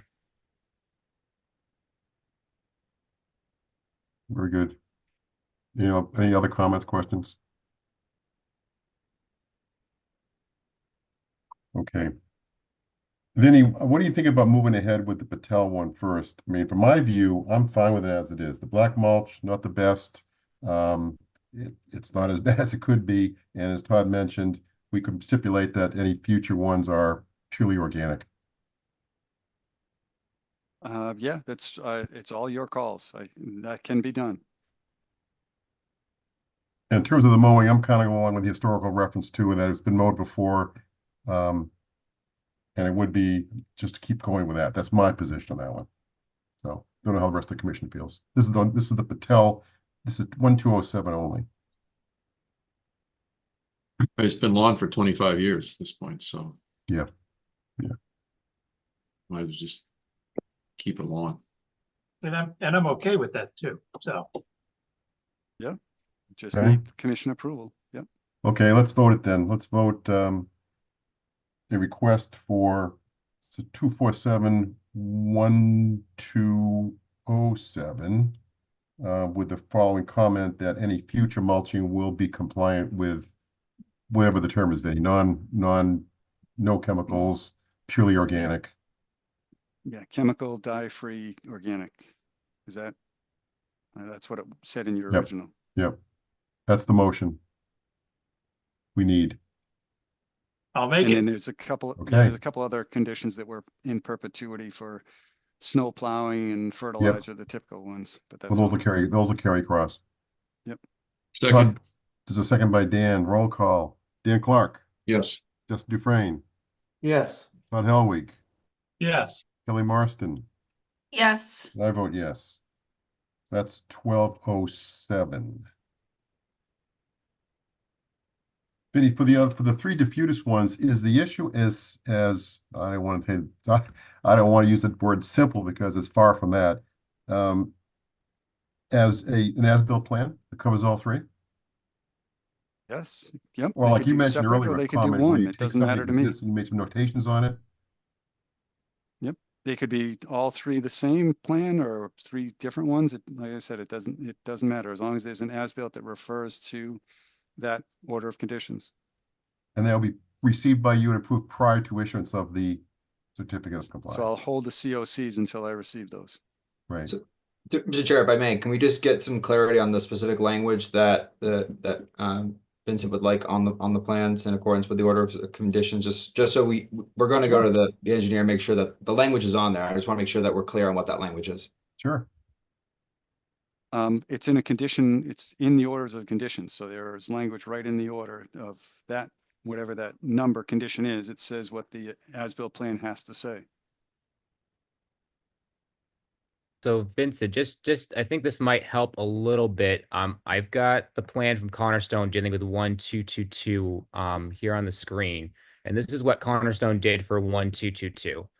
Certifying the as-built conditions of substantial compliance with the approved plans for DEP 1222 with the following deviations. The post and rail fence was moved away from the wetlands as discussed by the commission, and we increased the wetland replication area. So if that language is basically kind of what you want for the other two orders, Yeah.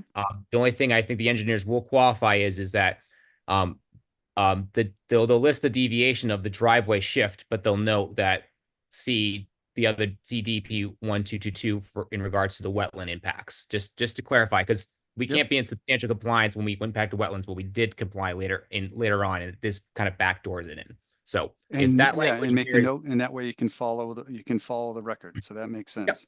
Okay, yeah, we can definitely do that. I'll make sure Cornerstone kind of has some good language to make sure it reads well and it makes it easier for the future. So hopefully the next person that looks at this property understands what we did. Okay, then. So we are then looking to get a motion to approve the request for COCs for 247-637, 247-678, and 247-1222 with the following verbiage, with the verbiage as mentioned in the as-built plan. So moved. Is there a second? Second. Second by Kelly. Roll call. Dan Clark. Yes. Justin Dufresne. Yes. Todd Helwig. Yes. Kelly Marston. Yes. And I vote yes. Thank you all. Thank you so much. All right. Thank you. Thanks for your support and working with us. Appreciate it. Always a pleasure. Good night. Okay.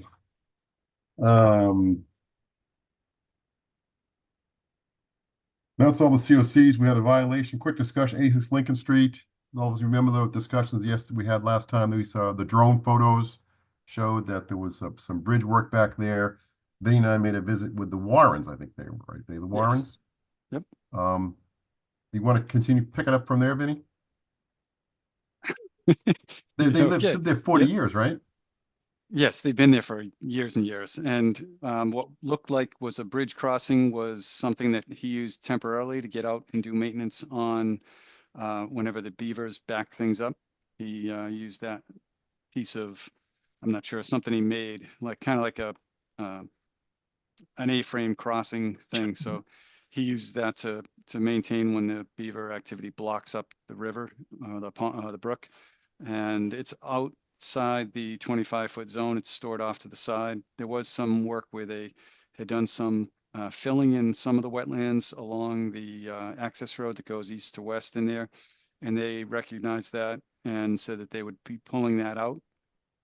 I would then go out and inspect before Christmas just to see how they're doing. But they also had an existing bridge crossing, and two abutments had been existing for years. And there's a crossing, an old truck bed that he said he put it on there years and years ago, and they use that for access to walk onto the other side and to kind of clear areas where the beaver are active in that area. So he doesn't want to have everything flooding, so he maintains the area.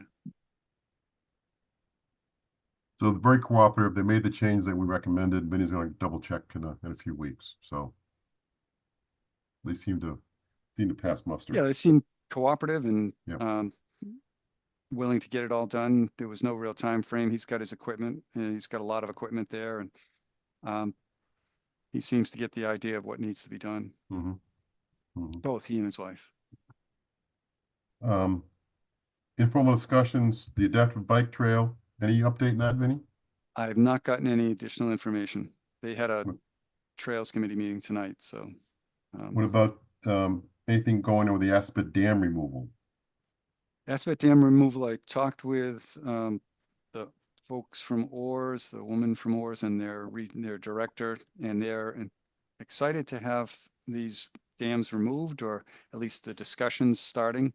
And the prioritization for there are 16 dams in Northborough, and during I think it was the hazard mitigation planning process, they prioritized the Aluminum City Dam just up from Route 20, upstream of Route 20 on east side. And then the Rice Street or Rice Ave dam that's just downstream of the MWRA's aqueduct as the priority dams to get removed. The process takes years, but what we're trying to do now is get the property owners' information, find out who owns it, because in the assessors, there's a couple of parcels that are unknown ownership. But once we get the ownership done, we'll contact them because you need to have the owners' cooperation, and we have to work with them because it's an expensive process, but there now is funding from the state and the federal government that ORS will help us to apply for, or help the owners to apply for. And then they do a reconnaissance survey and then prepare detailed plans. And then part of that is coming to the commission for approval for the work. Good. Okay. And the last item here for informal discussion is the 2024 meeting schedule. 2025. 25. But yes, I probably wrote it wrong. You did. Yeah. That's okay. I did. You're right. I mean, it's fine with me at this point in time. I don't see if anybody has any Yeah. anything that doesn't Second work. Tuesdays or second Mondays. The only one that's a conflict really is Columbus Day on a Monday. Yes. So. Yeah. Okay, we need to approve that. Yeah, just so everyone knows, it's not an official vote. It's just to make sure everybody knows that. Yep. And they're able to work it into their schedule, and Are hopefully there our any two new significant members issues will. with the schedule as published? None. Okay. Okay, good. Thank you, Kelly. All right. That is it. Anybody have anything going on? Long meeting tonight. Thanks for hanging in there. Couple things here. Kaylee, thanks for your help.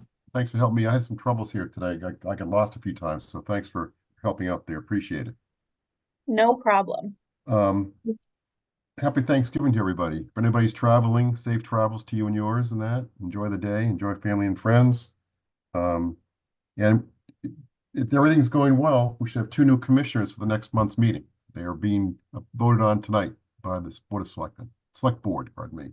So we'll see how that goes, but that will be, we'll be full 7. It's been a while since we did that, so. And they're enthusiastic.